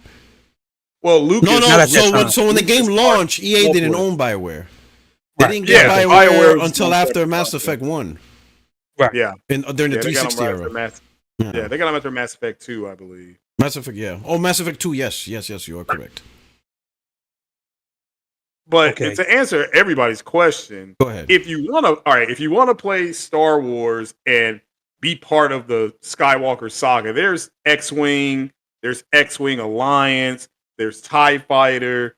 TIE Fighter picks up with the Rebel evacuation of Hoth, but you're a TIE Fighter pilot. If you want to fight in the Skywalker universe, you can play Star Wars Battlefront 2. Part 2. You are part of Imperial Special Forces. You will run into Luke Skywalker, and you get to play as Princess Leia and all of them. So, all that happened with Outlaws is that the mechanics of Outlaws isn't that good. I'm playing the game now, and with a Star Wars game, you have to nail it being a good Star Wars game, and it has to be a good game. And they nailed the Star Wars atmosphere as far as the planets, the music, how the music builds, drops, things like that. But the game itself is just it's too basic of a game. And she's a rogue, so she's coming out of the same part of Star Wars that produced Lando Calrissian and Han Solo. And if you watch the TV show, the Boba Fett TV show, you will see these syndicates. You will see the Crimson, as a Crimson. I forgot what it's called. What they're called, but you'll see the Pike Syndicate and the Crimson and all that kind of stuff. You will see them in that series, but it's taking on a part of Star Wars that a lot of people don't know about. You do have to read the books. There's a whole book franchise that is not that Lucas signed off on. George Lucas was like, okay, these are good stories. I'll sign off on these stories, but these are not canon. They're just now bringing in things like the High Republic, and which if you play Star Wars Jedi Survivor, who do you think the Jedis you're fighting? The Jedis you're fighting are from the High Republic era. You know, the planet you go to, High Republic. Okay, so that's a whole part of Star Wars that a lot of people don't know. But the game just didn't do well because the game mechanically, and J-Dub's right, they came back and patched it, but it's too late. Same thing's happening to this game happened to the Avengers with Square Enix. And that game, according to Square Enix, damn near took them under. So that could do this to them, but it's okay for these companies. I'll agree with something M said weeks ago, which is it's okay for these companies to do these games, and if they fail, it's like, okay, now we know what not to do. But yeah, she's a rogue. She's a thief. She can make deals with the Hutts, the Pikes, you know, the Crimson Dawn, I think. So Crimson Dawn, I believe, is run by Darth Maul. So that is part of that story. But this is taking place in between Empire Strikes Back and Return of the Jedi. So the Empire is in the last 7 years of its power. Because everybody knows, and if you want to attack the Death Star, physically attack the Death Star using the Millennium Falcon, there's a video game called X-Wing Alliance. And it's an old DOS game, but you can still play that game, and you can actually attack the Death Star, fly through the Death Star superstructure like they do in Return of the Jedi, blow the Death Star up, and get the hell out of there. That's there for you to play. It's just not. There's Star Wars has been around before a lot of these people that are coming. The game started coming out in the 80s, you know, so a lot of these people weren't even born then. But I'm looking at Star Wars. You can just type this in on Google right now, Star Wars X-Wing. Just type in Star Wars X-Wing, and you will see these games going all the way back to 1993. DOS, Mac, Microsoft Windows, and Linux. That's how old these games are. So I think it was a good idea, poorly executed. That's what's happened here. Good idea, good part of the story, part of the universe to explore. Bad execution. So it's just that's what happened. As far as all the other stuff is, you know, I agree with the DEI stuff. These white guys have actually come out and said if we don't get to play the game as a good-looking, pretty girl, then we don't want to have to play the game. They have said that. So that's why they gravitated to Eve on Stellar Blade, because she's half naked. Okay? That's why they like Dark Descendant or whatever that is, whatever that's called. Descendant. And that's not a great game. But because she's half dressed, these guys, and there's a girl that came out today, Daily Hubix, you all can go look this up. She said these games, the people who are playing video games are mostly male. And therefore, the men want the games to be catered to them. So even though you have strong protagonist females from Ciri and The Witcher to Lara Croft, you have those characters. They're just sick and tired of. They say there's an attack on masculinity. But what I've always said is that why don't you all go to school, learn how to code, learn how to write stories, and then write your own games, create your own games, you know? And it's like but as J-Dub said, there's a giant grift going on. Porter White, you just said it. All this grifting's going on. The complaining is where the money's at. The complaining is where the money's at. So there's no money in the cure. That's what Chris Rock said 35 years ago. They'll never cure AIDS, not because we're not smart enough, if there's no money in a cure. All the money's in the treatment. So why should I go create my own Star Wars story? Me and two of my friends are writing our own Star Wars story. So we're just writing our own Star Wars story. All they can say to us at Lucasfilm is, we don't like your story. Oh, that's the worst thing you're gonna do. There was a stupid ass TV show called The Walking Dead. The person that created that universe was 15 years old. And he said instead of going outside playing basketball with his friends, he was writing a zombie story. So, and that show's dumb as hell, but look at how it became a social phenomenon. But as far as Outlaws, good idea for a game, great time in the Star Wars universe to explore. Very, very poorly executed. This is, I'm still playing it because I like Star Wars, so I'm gonna forgive a lot of it. But yeah, overall, I agree with kind of what J-Dub said. It was just a poorly executed situation. Everything's been done. You can play Star Wars Dark Forces. You can play Imperial Pursuit as a TIE fighter pilot. All this has already been explored. You can play, like I said, Battlefront 2. That will take you all the way up to the First Order that you see in the Skywalker stories. But it's just a poorly executed game, unfortunately. Poorly executed. Great idea. Love the world. Love seeing all the characters and all that stuff. But this unfortunate. They couldn't execute. Can I just one counter to what Craig said? Yeah. The fact that you have to be aware of so much of Star Wars outside of the game is part of the problem. When you take a look at what Marvel Spider-Man has done, again, because it's their own universe, yes, if you're a comic book fan of Spider-Man, you would know these people, and you can even tell what's most likely to happen. But because they take it as their own thing, they do introduce you to players slowly and over time. Like, I've never read, like, Spider-Man comic books, right? So it's like, when they introduce Mr. Negative, they actually give him a proper introduction. I feel like that's another trap that you have when you have one continuity, is that eventually things get so big and expensive outside of the product that you're actually experiencing that you need to do research in order to really get to appreciate what it is, because there is an assumption from the developers that you kind of know these things. And again, that's why I think, even take a look at the Acolyte. Like, again, I'm like, okay, I'm watching the Acolyte, and obviously that was a poorly written show and everything. But even the premise of it, I'm like, but what's going to happen to you? Eventually, you're just going to fade into obscurity, because you're always going to run up against the need of, like, well, you were not present for these big moments.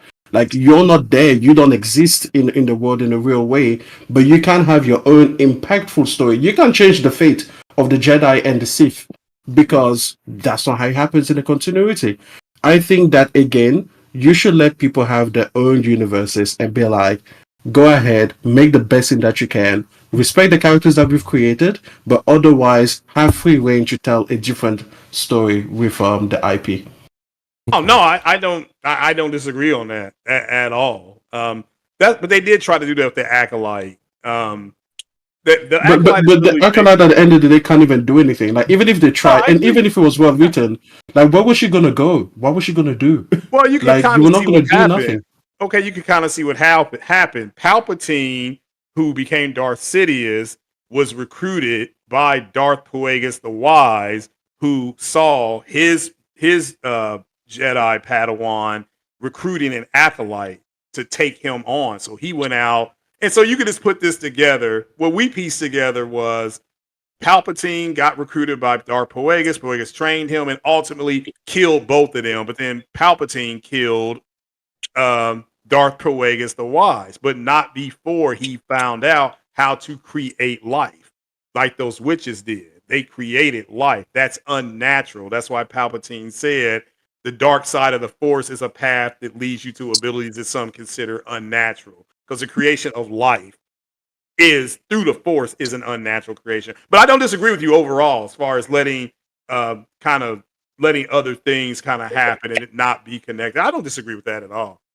And that's what the books are doing. The books, if you read the books, the extended universe, that's what they did. They literally said, okay, these are Star Wars stories, but they have nothing to do with what's going on right now. These are just separate stories. So I agree, and that's why Lucas signed off. But Lucas said, I'm not going to make this canon. And now Dave Filoni has come in, and Dave Filoni has gone to George Lucas and said, will you at least consider making this canon? Just consider it. And that's where you get the Ahsoka series and things like that, because those are characters that were made up by Filoni. All those characters are made up. So, and Lucas has allowed that to start being incorporated. But I don't. Again, I want to make this clear. I don't disagree with how Sony Insomniac is doing Spider-Man, which they're complaining about that, saying that they drew us in with Peter Parker, and now they're switching to Miles Morales, which we all know Insomniac released a statement saying that Miles Morales was going to be their definitive Spider-Man. And it's going to make them even madder because if you play Spider-Man 2, which everybody here has played and has seen the end cutscenes, they introduced Cindy Moon. You don't see her face, but that's Silk. She's a female Spider-Man. So they're going to be enraged when they introduce Silk, because she's not even a white female. She's Korean. She's Korean American. So they're going to just be enraged. If you think the whole Assassin's Creed Shadows is bad, wait till that game comes out. Well, Craig, what if they just go ahead and go with the Miles Morales story and just introduce Spider-Gwen? Spider-Gwen? And then yeah.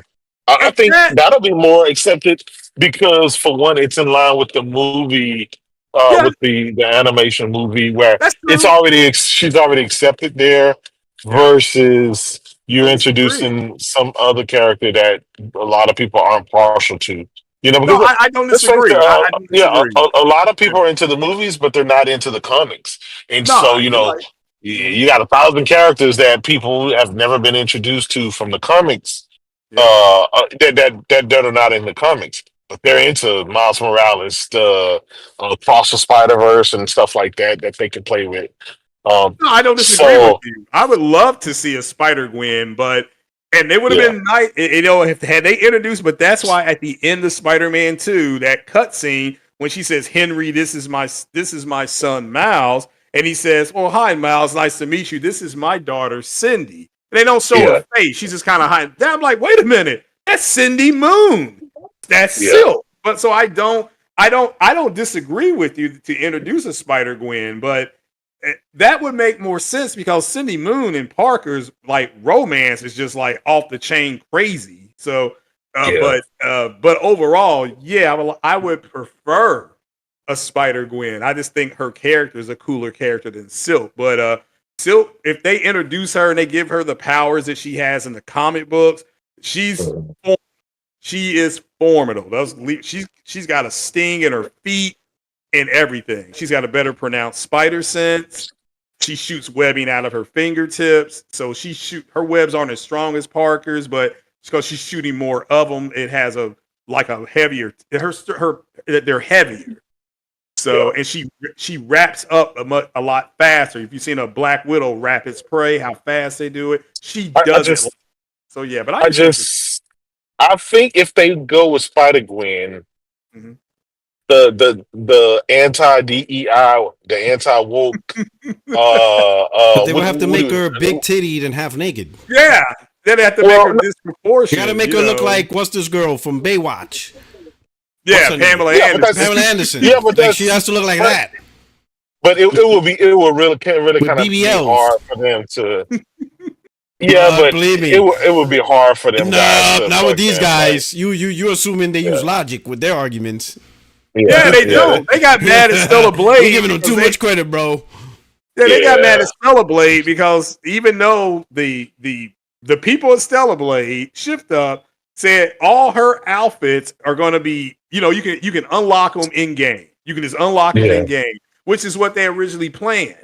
These guys running around saying they gave in to DEI because we just can't play with it. We can't play with these scanty outfits on as soon as they start playing. So you all really have to be careful who you listen to because they are grifting you. You got guys out there saying that They weren't going to buy the PS5 Pro, only to end up getting in the queue, waiting on their PS5 Pro. So you all just need to be more careful. You know what's crazy, Craig, is I thought that the people in the gaming community would see the grift for what it is and would like call it out and just be like, man, get the fuck out of here. But this community is so impressionable. They're so impressionable by people that are non-gamers that just came into this space and they just I see the guys. They just go along with it. You know how many you know how many people come into this community just to grift? They get money and everything else, and these guys just fall right into it. And I just shake my fucking head. I'm like, you guys are fucking morons. Yeah, if you don't like, I think Sean Layton's right. If you don't like it, don't buy it. But you have that sense of entitlement that these companies are only supposed to make things for me. And how dare, and this like Sony with the $700, how dare they make a console for $700? We can't afford it. Well, it's not Sony's fault that you're broke. It's not. This like when I went to Best Buy the other day, I looked at that G4 TV. JW know what I'm talking about? The yeah. They didn't care. I walked in there. They wanted $1,800 for that TV. They didn't care. I don't have the money for it. I didn't go in there and throw a temper tantrum on the floor like I can't. You know. So they don't care that you can't afford stuff. You can. Or you can't. You should have called them. You should have called them woke and walk out. Yeah, these prices are woke.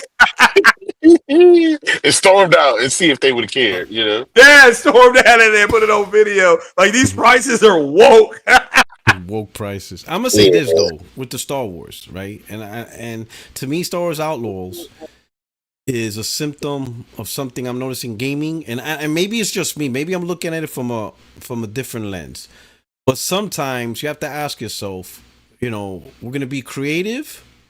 Or should we do the obvious? And what I mean by the obvious is sometimes the obvious is staring in front of a developer's face or publisher, and I don't understand why they're simply not going with the obvious. And what I mean by that is they're going to be like, hey, let's do a Star Wars game. And they're like, yeah, let's do Star Wars Outlaws. And we'll have this rebel character, and we do all these things, right? And of course they could flesh it out, whatever.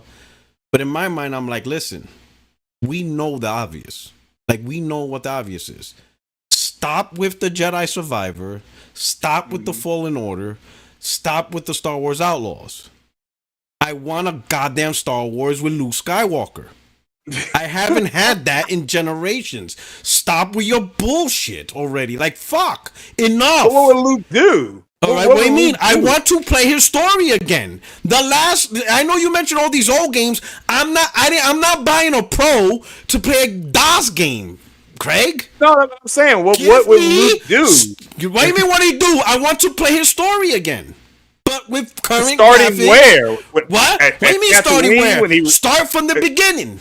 Right from the start. So that's what I said, Tatooine. That's where he's found. But I don't want a game from 30 years ago. I want a brand new AAA game today. New.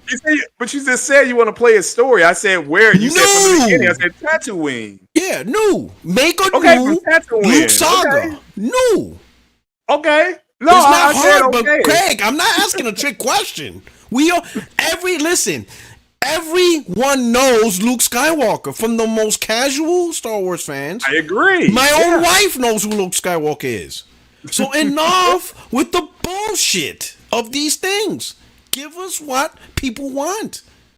No, but I don't disagree. So you would start him on Tatooine doing what? Right from the get-go. Push pilot? All right, being like a push pilot, Craig, let's not play this game. They already made a game back on Super NES with Luke Skywalker's story. So if they could do it on a 16-bit system, they could do it now. Okay, no, that's am I wrong? No, like I said, you can have him escaping from the Death Star with the rest of the crew. That's what I'm saying. Give us Luke Skywalker. Enough of the BS. Play that story. Okay. Give us enough of the BS. We don't want to play no more fake versions of, that's probably why games like Jedi Survivor or even the Knight, it's like the B tier version. That's the closest we get. Force Unleashed. Jedi Knight. Those are the B tier versions. But if that's the closest we're gonna get, then it's what it is. But enough. See the Knights of the Luke Skywalker and the story. Do it. Yeah. Do it. The Knights of the Old Republic that they're making, that's supposed to be the PlayStation exclusive, whatever, Yeah. that's going to have characters that people care about. You know. Now that they're in the old Republic, You know, nobody knows about those characters. So that Well, has an advantage because it's a based- remake of a game that became popular. It's a remake. You know, Yeah. my thing is, right? If you're DC and you're gonna make a game, don't make Suicide Squad. No one gives a shit about Captain Boomerang Exactly. killing I agree. Green Lantern. We want Green Lantern. We I don't don't want to kill disagree. Green Lantern. We want to be Green Lantern. I don't want a game where like some stupid game where I have to kill Punisher. I want a game to be Punisher. Like There's I already a game understand, called Punisher. I understand. Like there's the creative side, and I don't want to be boxed down.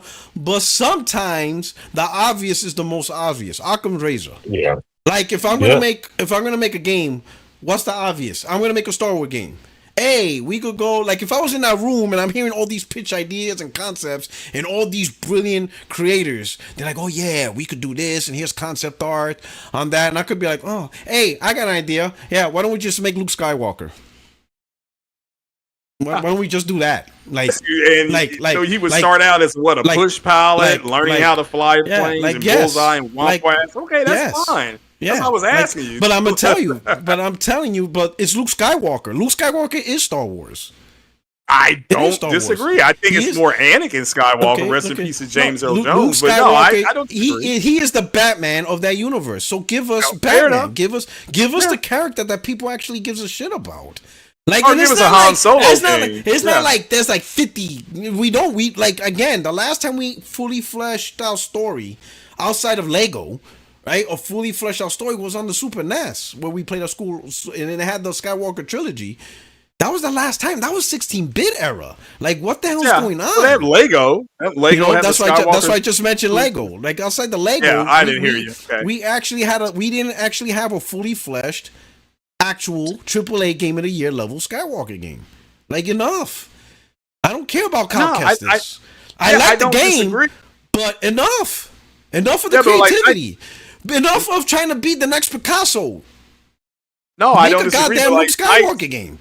Like Knights of the Old Republic, by definition, it's the Old Republic. That happened 20,000+ years before the Battle of Yavin, or the BBY is what it's called, Battle of Yavin. So you're dealing with, like I said, you're dealing with Revan and Bastila and Malik. Again, people that's not what I'm talking about. Characters. I'm talking about developers knowing. I understand what you're saying. Yeah, I'm talking about developers and publishers knowing business, and they don't doing the obvious, but do it well. I understand. They don't know business. Like it's like I would fucking be the Elon Musk of this shit. Like I will make so much money because I'm simple.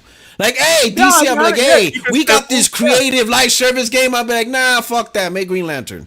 No, I don't disagree. You're saying keep it simple, but make it good. Yeah, there's too much. It's not just make it simple, but go after the shit people want. Like people recognize, hey, look, AAA Star Wars, Luke Skywalker. It's done. Mm-hmm. It's done. You already sold people. As long as you didn't fuck it up and do some weird shit like try to make it an RTS game. Story based, single player, over the shoulder, Luke Skywalker, done.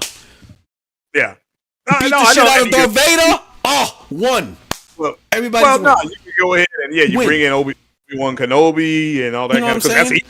That's a win, and I think that's what's missing in the industry. Sometimes the obvious is the right answer. Sure, it may not be creatively advanced, like, oh, that's so boring. That doesn't tap into my intellectual. Shut the hell up. Do you want to pay your bills? Do you like money? You know what? For the Rock, do you like money? I'm glad you. For the Rock, I'm glad you mentioned that. Skywalker game, and you're gonna make money. Well, speaking of paying bills, I gotta go. So I had to get up in the morning. All right, brother, man. But am I wrong here? Like, no, I don't. I'm so tired of developers doing too much. When I could understand if they already gave us like Luke Skywalker, like 2 or 3 of them. Yeah. Like, all right, I get it. We're wearing them out, but we haven't had a Skywalker game in decades. You're right, and it goes. Who's gonna make it? Who? It goes back to like what you were talking about earlier with Ubisoft. Everybody's asking for a Splinter Cell. It's just like gamers ask for something, but the developers will do everything but give them that. And I don't know why. I don't know. Like with Star Wars, even with Batman, why haven't you make another Arkham game that we want? Stop giving us the side pieces. I don't know. Like, I don't know the reasoning behind I that. don't get it. Like, are they Don't be know. like, oh, I'm bored of making these games? Are you bored of making Mhm. money? You bored of making money? You bored of selling games in 10 million? You're bored of 10 million plus selling Yeah. games. Like, are you bored of that? Like, what? Yeah. Like, what the hell? That's like McDonald's saying, I'm bored of making Big Macs. What? Imagine Insomniac. Imagine What? Insomniac saying, "Hey, yeah, we're kind of fed up of these Spider-Man games. We want to go make a driving game." Like, it's like, nah, you don't get creative freedom like that. You better Fucking crank out like, these you know, fucking these and I, Marvel games and call it a day. Don't fucking bullshit around. Give the and if gamers what they listen, want. and if a developer wants to choose the obvious for creative freedom, then don't get mad when your ass get laid off. Yeah. I'm sorry. Hey, That's oh, why. That's why I don't. yeah, From a human's perspective, I don't want to see any human lose a yeah, job because I know they got family. But you made the decision yeah, to not make what your customers would obviously jump after. You could be raking in dough. yeah. Because unless you're so far off the path and you actually don't know the gaming community, right? Mhm. Unless you really don't know, unless you're not really in tune and connected. But I can't understand how anybody, whether it's EA, anybody who's going after the Star Wars IP, right? Like let's say if I work for Sony or even Microsoft, and Microsoft's like, hey, Porter Rock, we're gonna go after Star Wars IP. What great creative idea we're gonna do? Oh, I got the most off the wall crazy. I mean, this idea is bananas. Bananas. They're gonna be like, why? Make a Luke Skywalker game. Like, what the fuck else Yeah, are we gonna do? Like, you want an RTS? Like, what are we talking about here? Star Wars chess? Like, yeah, we're gonna go with the obvious. We're gonna make a AAA story of Skywalker. That's what we're doing. yes. That's it. We're gonna do the whole shebang, his whole life story, the whole shebang. Ability tree, Yeah. Yoda training. He's gonna fight his father. The whole show. He's gonna kiss his sister. Yep. We're gonna do the whole thing, the whole Yep. shebang. We making out with our We're own making the sister. movie. We're making Everything. the We're movie. doing the whole shebang. Yeah. Third over the person, third shoulder.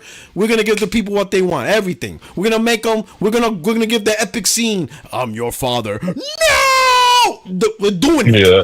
all the way. That's it. You like it? And they'll probably tell me you're fired. And then the next guy, But hey, why? I got a big idea. Let's make Star Wars chess. Brilliant. Brilliant idea. Star Wars chess. Oh my God. The world's going to love it. And then it sells like 500,000 copies and they shut the studio down. And I'm going to be on Twitter like, I got laid off for you idiots. Yeah. It's simple. It's not hard. But who Like, who what are are we these doing people here? that are green lighting the games that gamers don't No, want? man. Though? Like, I don't know. Yo, good question. Like, who's the concept artist? Who's the one pitching idea? Who's the one Yeah. greenlighting idea? Like, because you know how many layers of people you have to go through to get a game going? And Yeah. throughout the whole chain, nobody in that chain's like, how come you just don't do a Luke Skywalker story?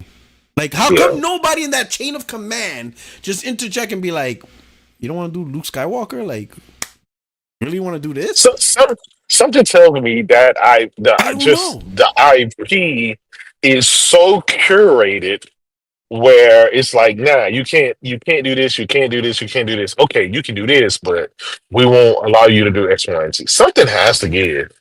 Because Disney's not making their own games. I could understand if Disney still had their own Yeah, studios, like, and they said, nah, Luke Skywalker games, we're gonna create it. Okay, got it. But yeah, I don't, unless Sony locked that down too, and we're not gonna see it to 2045. I don't know.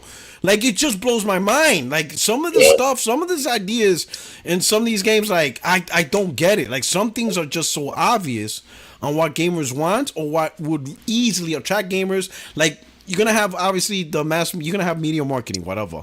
But kind of like yeah, what Extreme said, certain things you don't need to really provide. Like, you don't have to go deep in the story. Like Extreme, if they told you, like if Sony announced Star Wars and it's a Luke Skywalker saga, do you need that much knowledge to know how big No, it you is? don't. You No, know, you don't. if Extreme, if I said, hey, Microsoft has a new IP and it's I don't know, Fantastic Four. Do you need that much information on the Fantastic Four to know, like, hey, this No, you could be a don't. big IP? We just now need to Yeah. know who's developing it. Give us a trailer. There's certain games Yeah. you don't need a lot of info, and people will just be attracted to it. Any studio goes, hey, The Punisher. We know. We just now need to see the game. Who's the developer? There's not a lot of info you need. But now you be like, hey, we got a new tabletop Marvel game with Moon Knight. And you're like, what? Like tabletop? Like, what are you talking about? Like, like what does that Marvel even, what does tabletop even mean? Like, I don't know what that means. What was that card game? Like, like, what? Like, what does that even mean? Like, you understand what I'm saying? I listen, I understand your idea about, just go for the simple and the obvious. But I get it, and I will agree with you. However, I think for me, what's more compelling is getting to see these characters from the perspective that you haven't seen before. So, for example, imagine if Cal Kestis was there training with Yoda and Luke, and you were playing as Cal, and you would see how, like, you've got, like, basic bitch-ass level power. And then this guy comes in and just literally just like lifts up rocks and mountains, right? Like I think it's so compelling to be like, you are the underpowered guy who gets to be like this, because we're always playing the main character. But what if you were not the main character of the story? I think there's something compelling in that. But the thing is, the story itself has to be good, right? Like it has to be impactful. I don't want to play the side character of a side piece of a story that no one's ever going to know about. Like imagine if you got to see the fight between Luke and his father, but from like the outside. Like you literally just got there, you get to see the final epic moment. Man, you like moving things way too much. You just want to stand there and watch Luke. You just be like, yeah, I'm just here for the. No. You could be fighting. You could be fighting your own person. You Listen. Luke and the Vader fighting. Nobody in the room is fighting. Everybody's just gonna stand there and be like. Even the stormtroopers are gonna come with the popcorn. They'll be like, hey, have a seat. This is gonna be good. You're gonna be sitting with the stormtroopers like like no one's fighting. No one's fighting. Everybody's just gonna stand there like. Do you know what I would do? If you were Luke's, like, I don't know, like coach mate or whatever, you will eventually become so jealous and infected by jealousy of what he can do that you will turn to the dark side and then will follow that story. So and I kind of like your idea. Like maybe let's say a Ben Kenobi story in between when he dropped off Luke and now he's waiting all these years until he grows up. What happened? They kind of had the show, right? The Obi-Wan show. Yeah. Make a game on that, and what that does is it gives you creative freedom. Because technically, at least I don't think, even unless there's some book out there, but technically you have the creative freedom to show Ben Kenobi's life.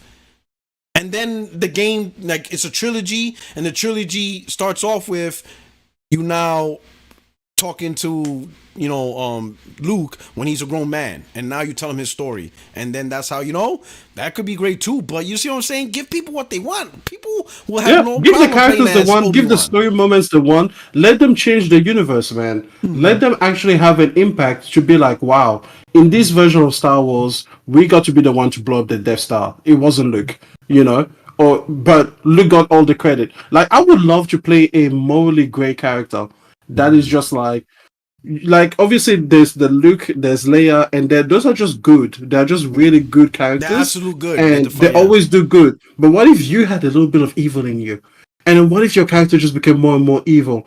And then, like in the first game, you're mostly good. In the second game, you've gone to the dark side, and in the third game, you're trying to reconcile the two, right? Like, I think there's compelling stories to be like, because you've got a picture. Some people are jealous of these people, right? Like even Rogue One. They got some person from the back alley, and then they're like, oh, Sonish is the most important person. Like, how does that feel playing as a pilot to be like, now you've been a part of this, you've killed innocent people for this corporation, and now you just picked up some random person out of nowhere, and they're like, yeah, she's the one. She's the chosen one. I think that there's very compelling stories to be had if you are just around the characters who are the main characters. But anyways, either way, any of ideas I think would have been better than Star Wars Outlaws. Yeah. Because at the end of the day, I think that the license and the restrictions that they put on that license is the thing that chokes it out. Because the universe is great. The universe has a lot to offer. It actually has aliens in the sci-fi universe. It's crazy. It's crazy, right? Culture. Could you imagine? But I would say, listen, man, to a publisher developer, just give us Luke Skywalker. Like, stop creating something brand new, at least for now. We haven't had Luke Skywalker in generations.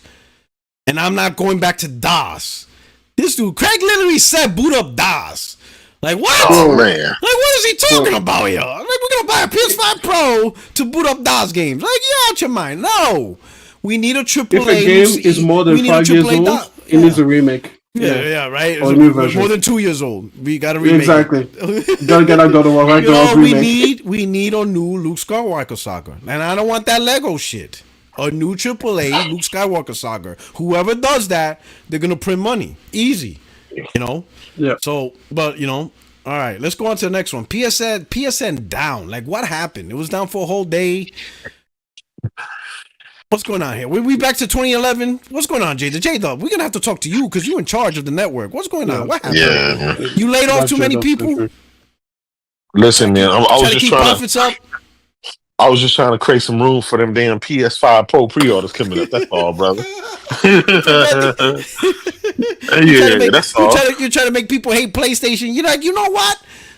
I ain't getting a Pro if we can't even keep the network up. J-Dub's like, he was trying to free up the network bandwidth so the website wouldn't crash all the time. I know. Oh shit, man. Yeah, it's crazy. He was like, hey, listen, there's too many people on PlayStation right now. We're trying to get these pre-orders out the door.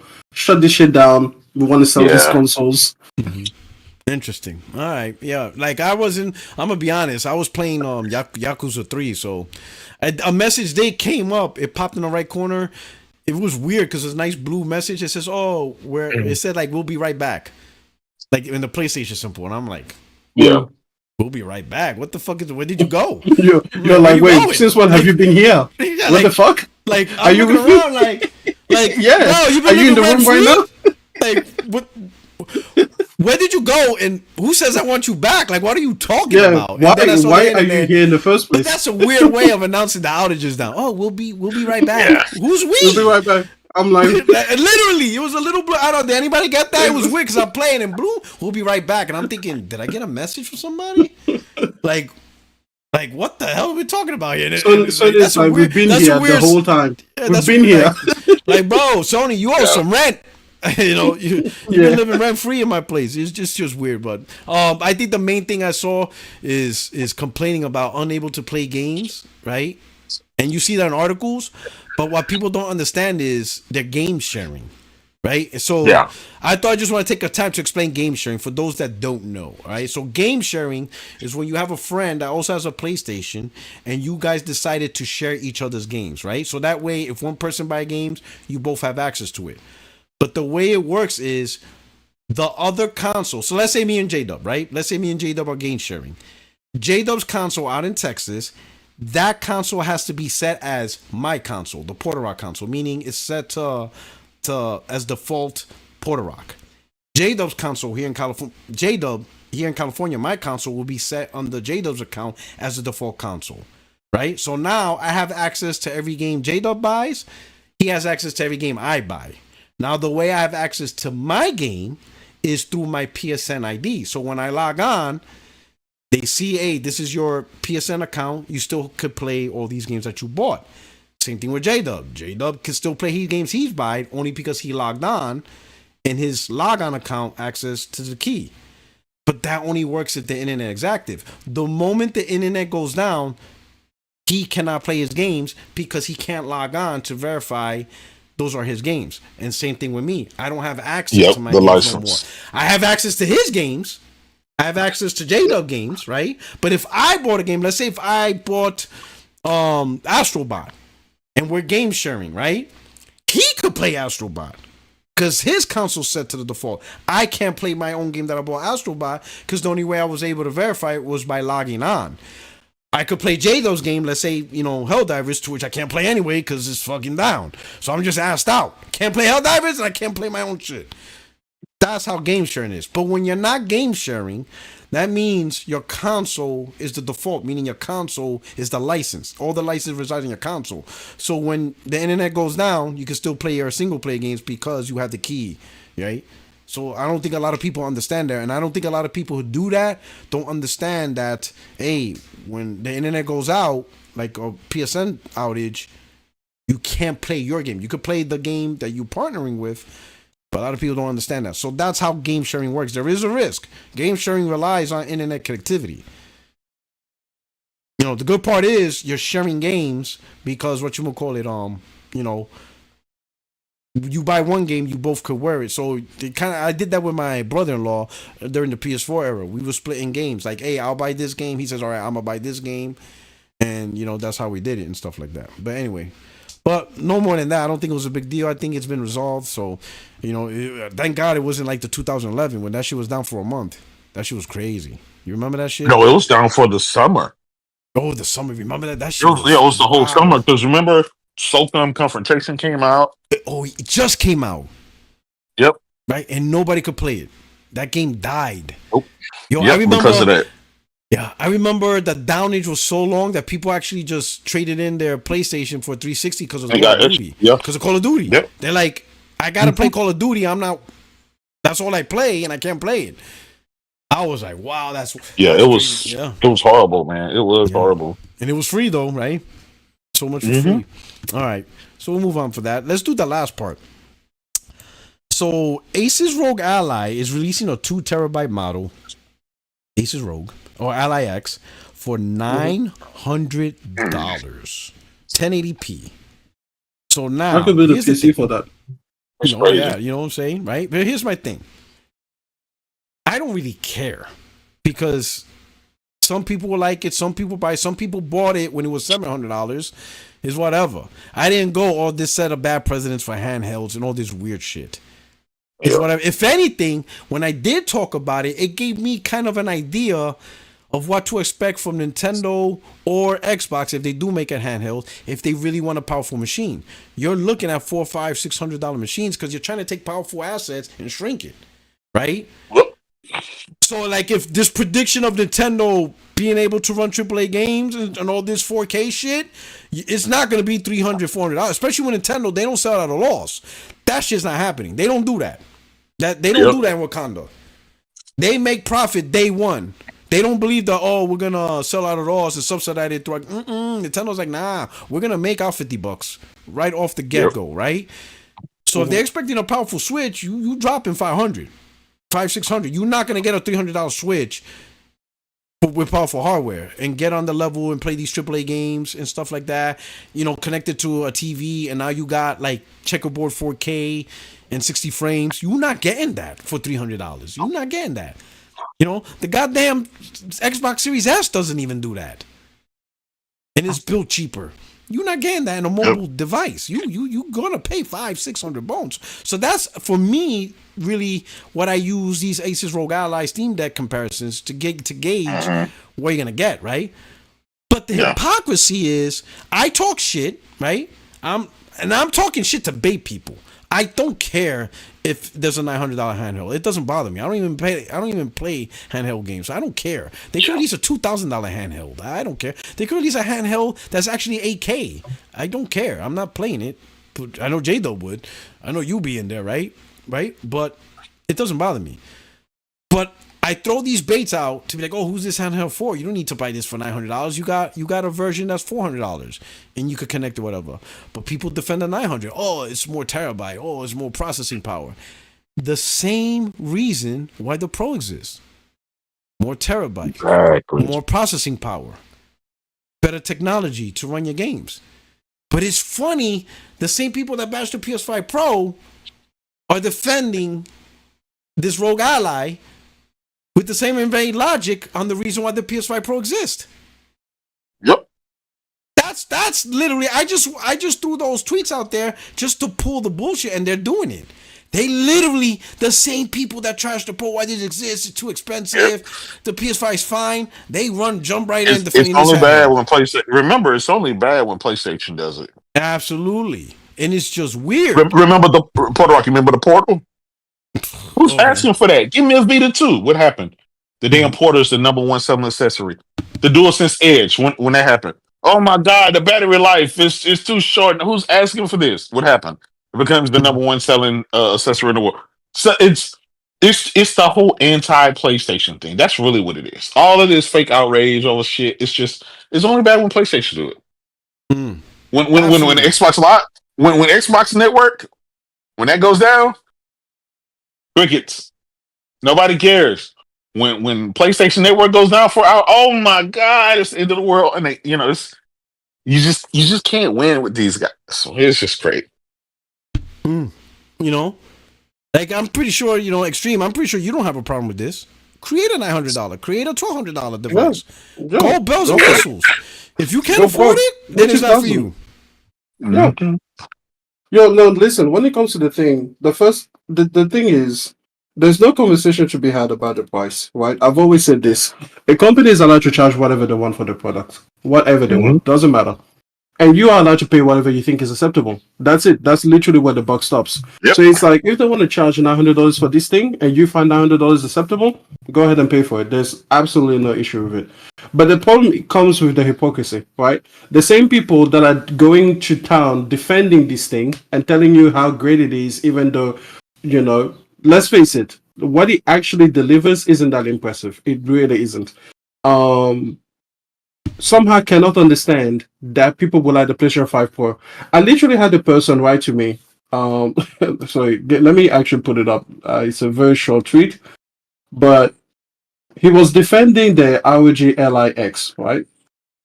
And he said, "This is not the own you think it is. The ROG Ally is a niche item that offers something literally nobody else in the gaming market does." And I'm like, that's exactly what the PlayStation 5 Pro does. It is a niche product that offers something that nobody else does. Like, how can you understand it for the ROG Ally X, but you can't understand the exact same logic? That's why I did those baits, because the argument defending the this $900 Rogue Ally is literally the same exact point for the PlayStation 5 Pro. And if you're like, but you could take it on the go. So then I'm like, wait a minute, you already have a Rogue that you could take on the go, and it's $400.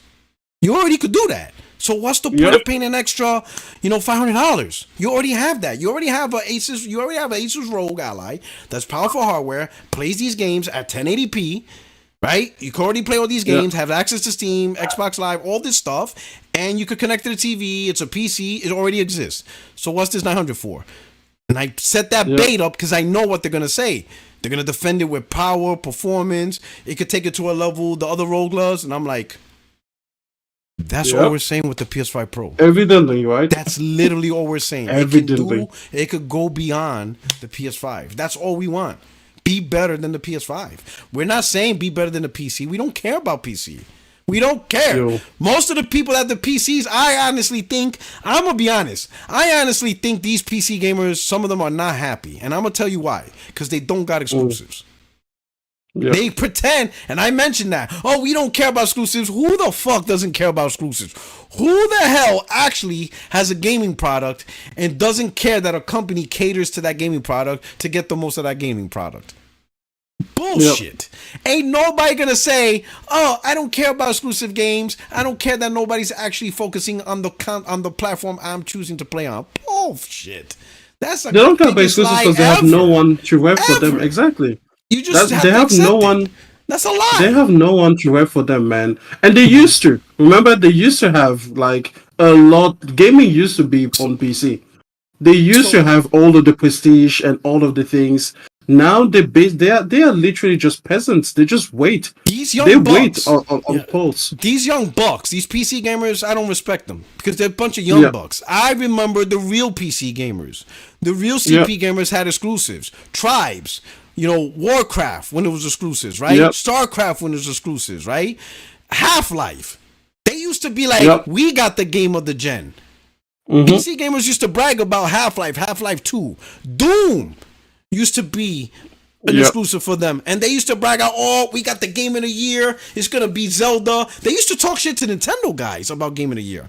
When StarCraft 2 announced, they were like, forget about console kiddies. Game of the gen has been released. Because they had exclusives. This new shit about, I buy a PC, I don't expect PC to have exclusive. No, it's because you know you ain't going to get it. So you accept one of the weaker aspects of PC, right? And really, the main thing you guys are jumping on is just superior versions of console gamers and stuff, console games, right? But some of them you have to wait a year or two. Like, hey, right now they're coming to me bragging about Ragnarok, and they can't even brag about it because apparently it's not running well. Most of them can't even run it, Like the Ragnarok, apparently Sony didn't take it above and beyond. They just gave them a straight port, and that's all Sony did. Which to be honest, I'm gonna be honest, I expect more of that. I'll be honest. I hope so. I expect Sony. Yeah, considering how I'm little, not advocating for considering it. how little they've been selling, yeah, I don't expect them to keep going. Like, oh, we're gonna put out all of the stops. Yeah, these games ain't selling 4, 5, 6, 7 million right over. So I don't expect Sony to be like, why the hell am I gonna go above and beyond? I'm just giving you straight ports of the PS5 version.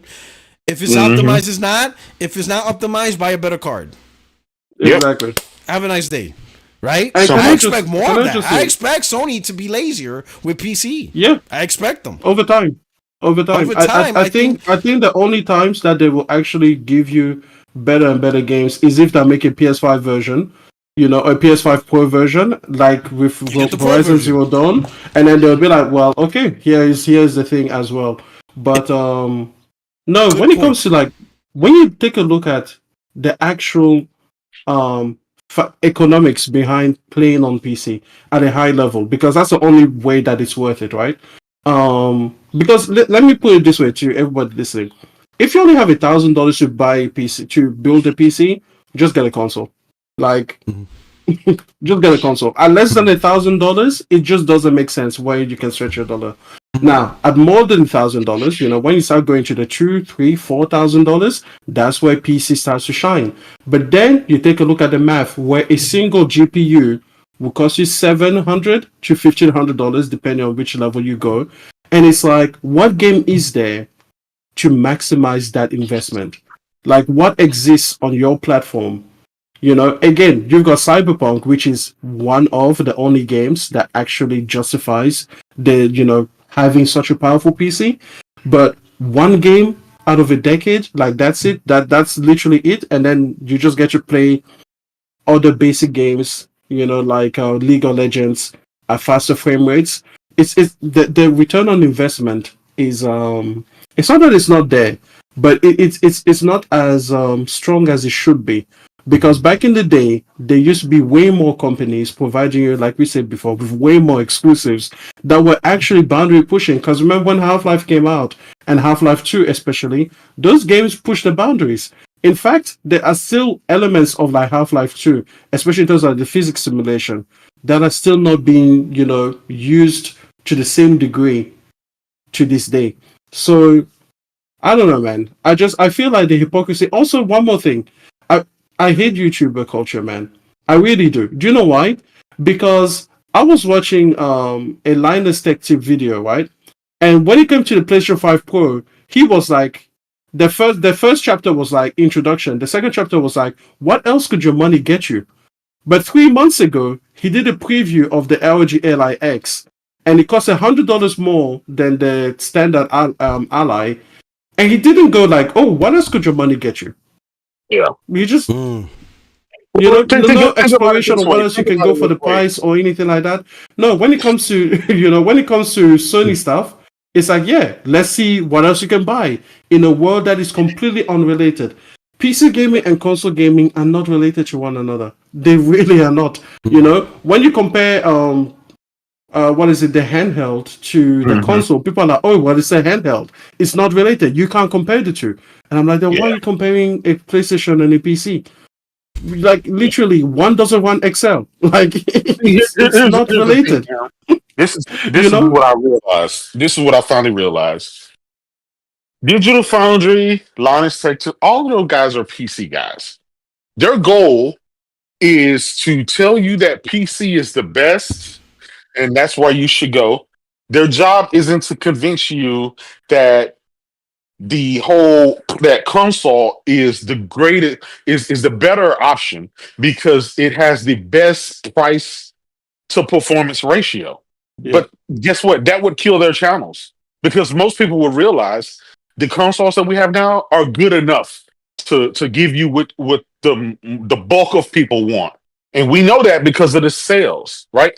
How many people buy a 4090, a 4080, or even a fucking 4060 GPU? Well, we know Steam put it out there that the average GPU owner has like a 3060. So that third generation NVIDIA card, right, which is years old, that the PS5 and the Xbox Series X exceeded. So that means the bulk of PC gamers are gaming less than consoles, right? Less than the performance of console. So they won't dare go with that narrative because that would really render their, who the hell needs a 4090 when you can get your PS5 or X Series X and play the casual games like Fortnite and Call of Duty at 120 frames anyway, right? Yeah. But they won't say that. What they'll try to do is convince you that you need this 5090 and this 4090 and this 4080, and that spending $1,500 for a GPU and spending $1,000 for a GPU and a brand new CPU and spending all this money consistently, right, to upgrade, because everybody has to upgrade all the time. Their job is to take that, right, the high end, the highest you can get, and compare it to a $400 or $500 box, and then tell you, and shout out to Alex Bulgalia, whatever his name is. But when he talks about consoles, he's always laughing as if like haha, like this skimpy little thing. But when the console actually does better in a lot of cases, or it really makes sense, you can kind of tell he's kind of angry, or he's like, yeah, he doesn't really like it. And I get it. You're a PC fanboy. You're a PC master. I get it. But them doing these comparisons, this is why I never take their opinion to heart at all. I do like seeing the comparisons, but that's only in that case, only to justify that, yes, of course, if I spend $1,500 on a GPU alone, it should run these games an extra 40, 50, 60 frames, right? Of course it should. But for $500, I'm able to get 60 frames in performance mode. I'm able to get something that looks good and plays well. It's good enough, right? It's good enough. I can sink the money into games instead of the hardware that I have to upgrade every so often. And so that's how I view Digital Foundry, right? I don't view it as, damn, I gotta get rid of my $400, $500 console and go spend $5,000 because these guys say that it's worth it. Because clearly I have a 4090 and a high-end PC. And I'm the first one to tell you, it's not a night and day difference between these games. Is it a difference? Yes, it is in a lot of cases. But I'm not an esports gamer, right? So I don't need a game at 500 frames a second, right? There's just a lot of stuff that it's like, I get it on paper and even on the PC. Yeah, you can say is this, but does that increase your enjoyment of gaming for $400 for $4,000 compared to $400? No, I can play FIFA or a football club now. I can play Madden. I can play 2K. I can play all my exclusives. I can play VR. I can play whatever. Have the same amount of fun as I do with my $4,000 or $5,000 PC, and so they will not do that comparison. If you spend $5,000, will you be happier than if you spend $400 or $500? They will not do that comparison, and that's what they really need to do. But you won't get you want to get an honest guy to tell you that. Go ahead, Porter. Okay, no, so you make a report with Alex, right? Everybody keeps saying he's a PC guy. So then, why is it only PlayStation he's like always angsty about? Because when it comes to Xbox Series X, he was real like, oh my god, blah blah blah blah blah blah. So I'm like, I can understand if he was going after any console. Oh, Xbox Series X, but Xbox Series X will never do this. He doesn't do that. He only does it for PlayStation. That's it. No, that's because remember they came out. No, before the Rock, you remember a year ago they came out and they told us that they will no longer be comparing the Xbox to PC because Microsoft asked them not to do that because they never give the actual settings of, whether this is medium, high, or whatever. Microsoft asked them to not do that. And therefore, that's why they compare the PS5 to the PC and not the Xbox. Yeah. So they actively went out there, which I thought is bullshit. If you're not going to compare Xbox to PC, why the fuck are you going to compare any console to PC? Just compare the consoles and call it a day. But listen, if you're still listening to Digital Foundry in this 2024, I'm sorry for you. Like, I'm sorry. Like, these guys are grifters. They really are. They are not honest in their thing. I've already gone off, about what they are. They pretend to be experts when they're not. They're just people with access to a bunch of tools and access to equipment, to what is it, consoles and things to review faster than others. That's really it. But aside from that, they're just fanboys, plain and simple. Like the fact that Nvidia became a $1 billion corporation off of the back of PC gamers, and none of them were like, wait a second, like how are we paying, something like $800 like for a 4070 or something when it comes out brand new?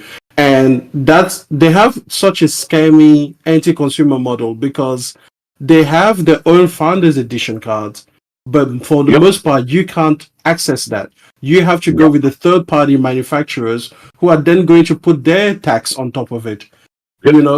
So it's like either way you're kind of screwed, because when you take a look at Nvidia products, most of like the founders edition stuff are actually priced sort of competitively where they should be priced, but they don't make enough of them, so that essentially at the end of the day you have to go and go to a third party. You have to go to a third party, and then these people are of course going to charge you a bit more because they have to make things work for them. So it's crazy. I just think it's extremely scammy. And the thing is, these PC gamers never question the prices.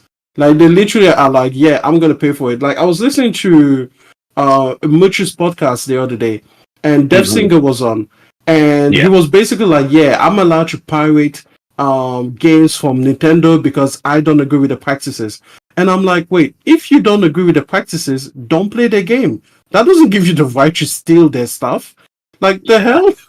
Like this would be like if you went to like you wanted to rent an apartment or a house, and then you're like, well, I don't agree with the practice of charging me this much money, so I'm just going to come and literally just sit in the house and refuse to leave because you don't agree. Like you're not entitled to theft just because you disagree with the pricing structure that the company has, right?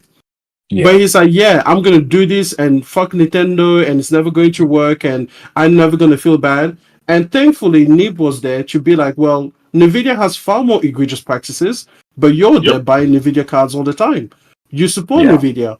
They literally have far more, of a profit margin when it comes to their products than Nintendo ever does, right? Those GPUs are literally artificially kept, below supply, like below the demand, so that they never actually, that's why you never really get any savings when, for example, let's say the 5090 comes out. You don't get major savings on the 4090 because they always manufacture just below what the demand is in order to keep those prices artificially high. You don't get like halfway through the 40 series generation and suddenly see prices coming at a half price because they artificially limit the stock. These are very scummy things that Nvidia does, and all of these PC gamers that will happily download and pirate games from Sony, from Nintendo, from Microsoft, because apparently these are evil mega corporations that are billion-dollar companies anyway, it's not going to hurt them. But they will then just give Nvidia all of this money, despite all of the scummy things that Nvidia does. So listen, between Digital Foundry and gamers like that, man, gaming 2024 is very sad because there's little honesty in the discourse that we have. Okay. Yeah. So, I mean, it's just really it, right? I don't understand like the whole. I'll be honest, man. This they even get perturbed over the stand on the PlayStation 5 Pro. That blows my mind. Like, oh my god, at least for 700s include the stand. I'm like, bro, you're arguing about a component you don't need. They designed the console to stand on its own. Like, it's literally more aesthetic than anything. Like if you buy the stand now, the new design stand, it's because you just want the aesthetic appeal to it because it's chrome. Yeah. That's why they made it chrome. If you notice, the original one was this flat black, ugly looking thing, right? The new one has this nice design chrome. It's clearly an aesthetic appeal to it. Like you just want to show off your console stuff. To be honest, even the original base PS5 Pro, I don't even use the stand because after 2 times cleaning it, like the second time, I didn't put it back on. I just, and I'm like, still standing. So like, I don't even use the stand anymore because I don't need it. Like, because I keep taking it off to clean it. So after the second time, I'm like, do I really need to put this back on? I stood it up. Yep. Didn't go nowhere. Didn't tip over.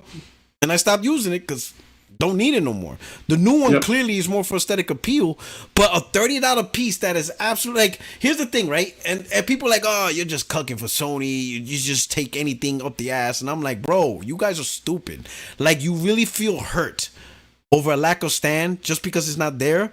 Like, that's childish, right? Some of these people clearly still have their moms making the decisions for them because they're not thinking as a rational adult. Like, if you're really going to complain about something from a company of a capability, you have to first ask yourself, did I lose a capability that now I have to pay extra for that was originally part of the product? So in this case, if I buy the PS5 Pro and I want to stand it, does it stand? Yes or no? The answer is yes, it stands. Okay, then I don't need to discuss the $30 vertical accessory. It's pointless. It does nothing. So what is it? Well, if you look at it, it's clearly an aesthetic appeal. It's nice shiny chrome now. When you put it on, it has this nice little look to it. That's really it. That's all it does. And you can't say you lost that capability because the original stand does not have no aesthetic appeal. It's an ugly looking little matte thing. There is no aesthetic appeal to it. It doesn't look good. It doesn't look good at all. It's just there for functionality. And to me, the functionality is when you have it horizontal. So that way, it's standing there. Because that's the only way. Yeah, it's the only way you can have it horizontal and leveled. Yeah. So to me, the capability is horizontal, to which they replaced it with a clip. Yeah. So you don't lose a capability. So who cares about the stand and stuff, right? The main focus is the performance. Is it better than the PS5? And no one has argued against that. No one. There's a few saying, "Oh, if you add a firmware update, you can like overclock." like no. There's people saying that if you overclock the PS5, it will perform just like the PS5 Pro. I'm like, really?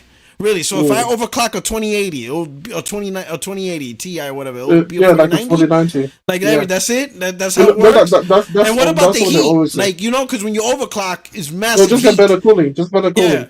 Like where's the cooling gonna come from? More fans. Like what the hell are you? Yeah. Like put ice cubes in it.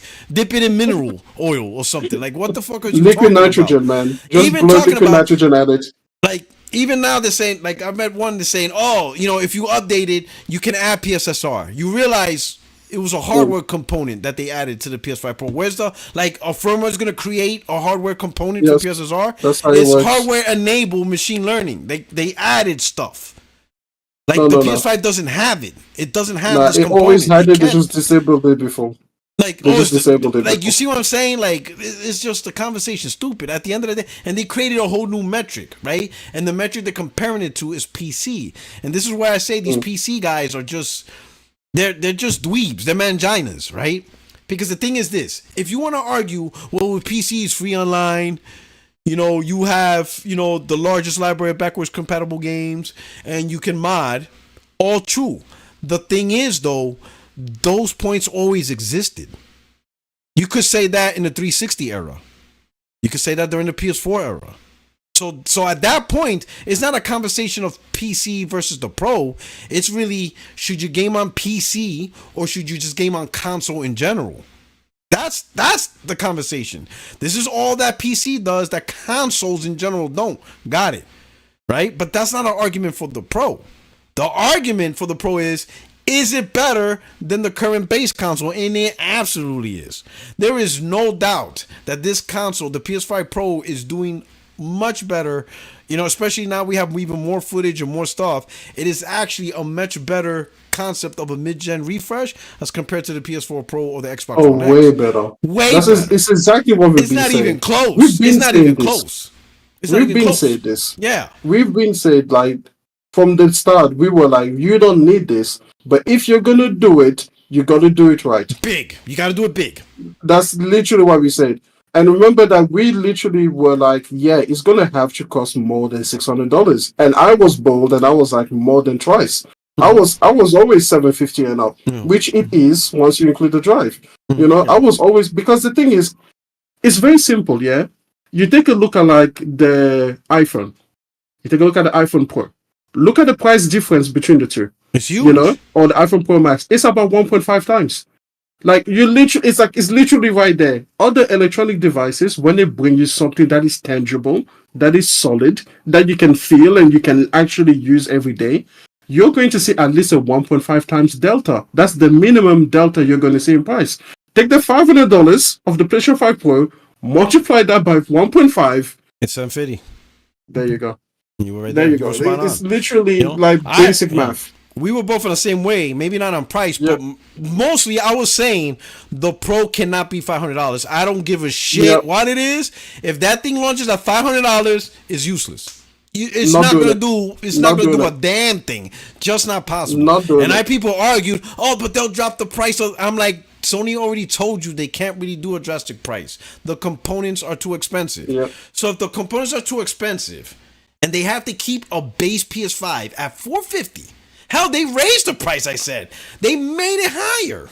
They raised the price. So if they had to raise the price from $400 to $450, what the hell you think a Pro's going to do at $500? It's not going to do anything. Nothing. You're not going to notice it.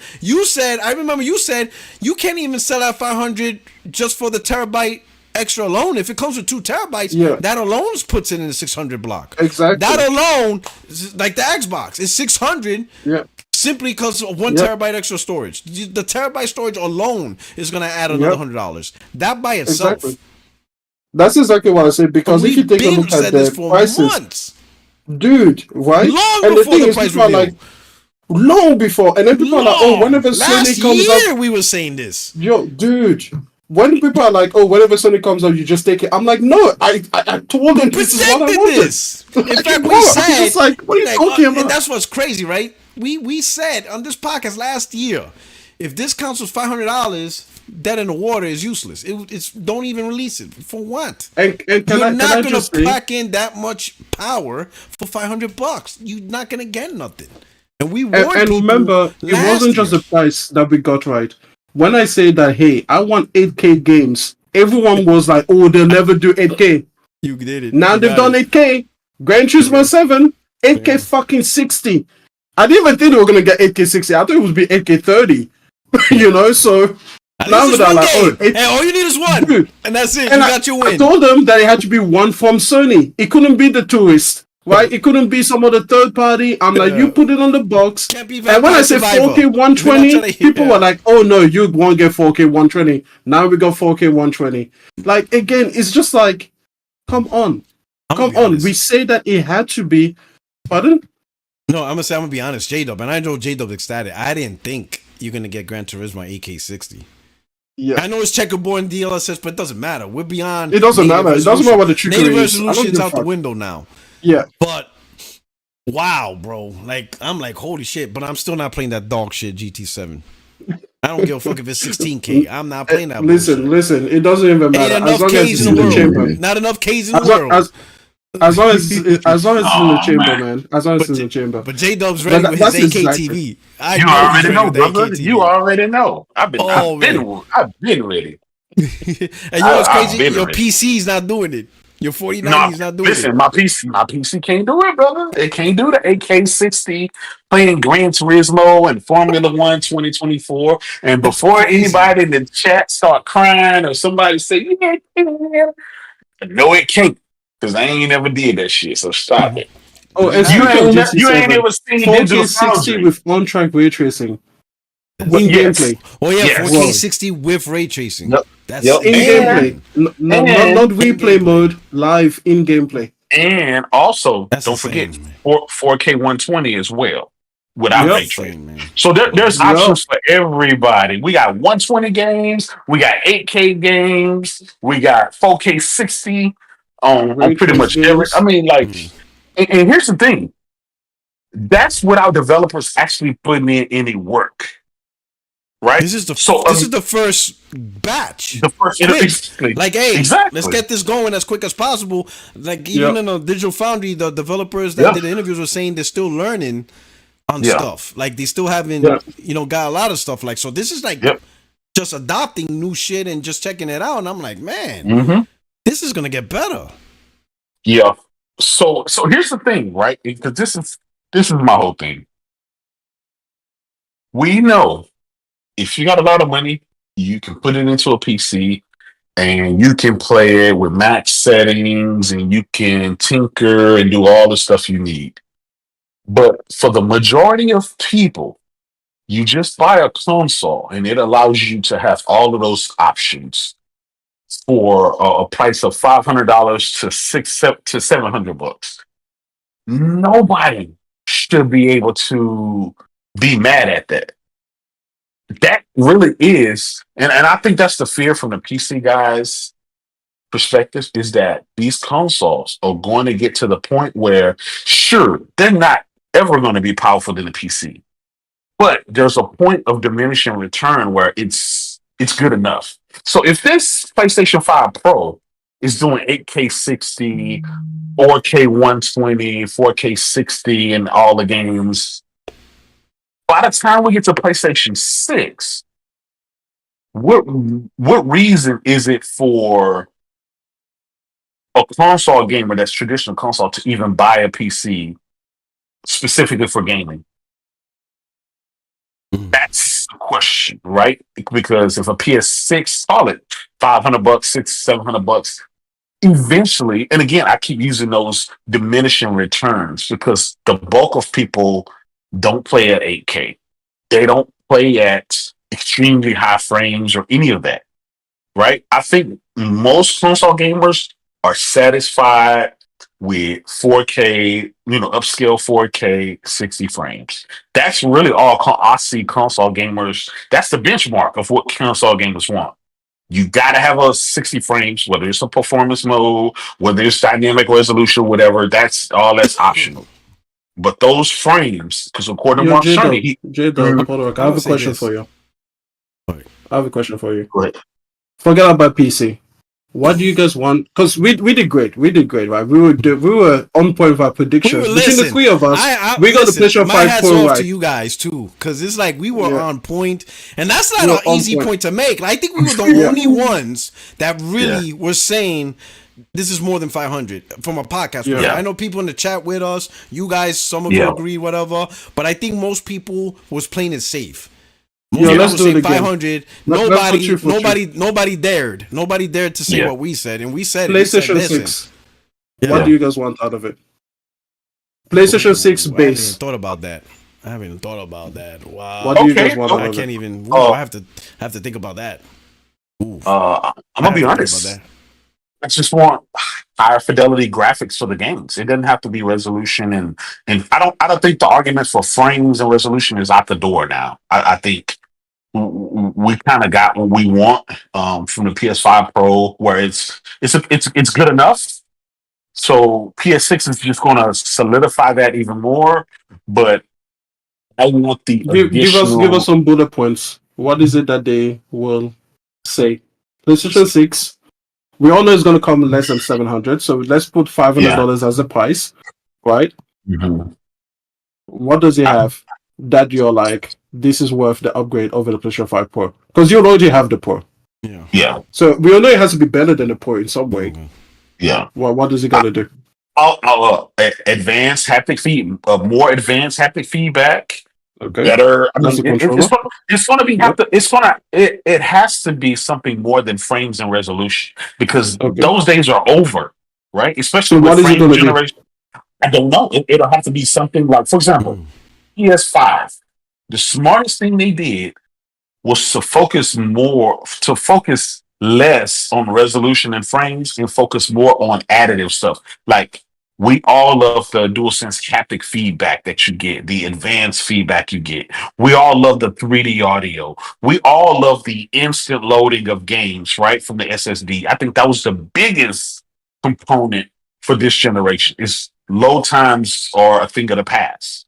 And so we love that. And you can tell, because if you go boot up your PC or go and boot up your PS4 or your Xbox One, you're going to be so fucking miserable trying to get into a game, because it takes you minutes to get into those games versus the click of a button now.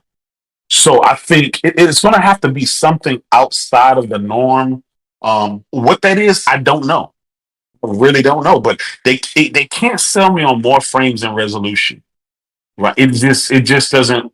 It's not going to work anymore, because everyone right now is pretty much content with the checkerboard or the upscale or the whatever it takes to get the resolution, the dynamic or whatever, or the pisser, right? Mm-hmm. So once that's there, how else are you going to sell me, right? We're not focused on the native anymore because you have things like DLSS, and Pisser that looks better than native. So you can't sell me on that anymore. Um, is it well, instead of offering you 60 frames, we're going to offer you 120 frames standard. Well, you kind of can't do that because the majority of the people don't have TVs. So That's 120 is 120. not even is not even the norm for the most part.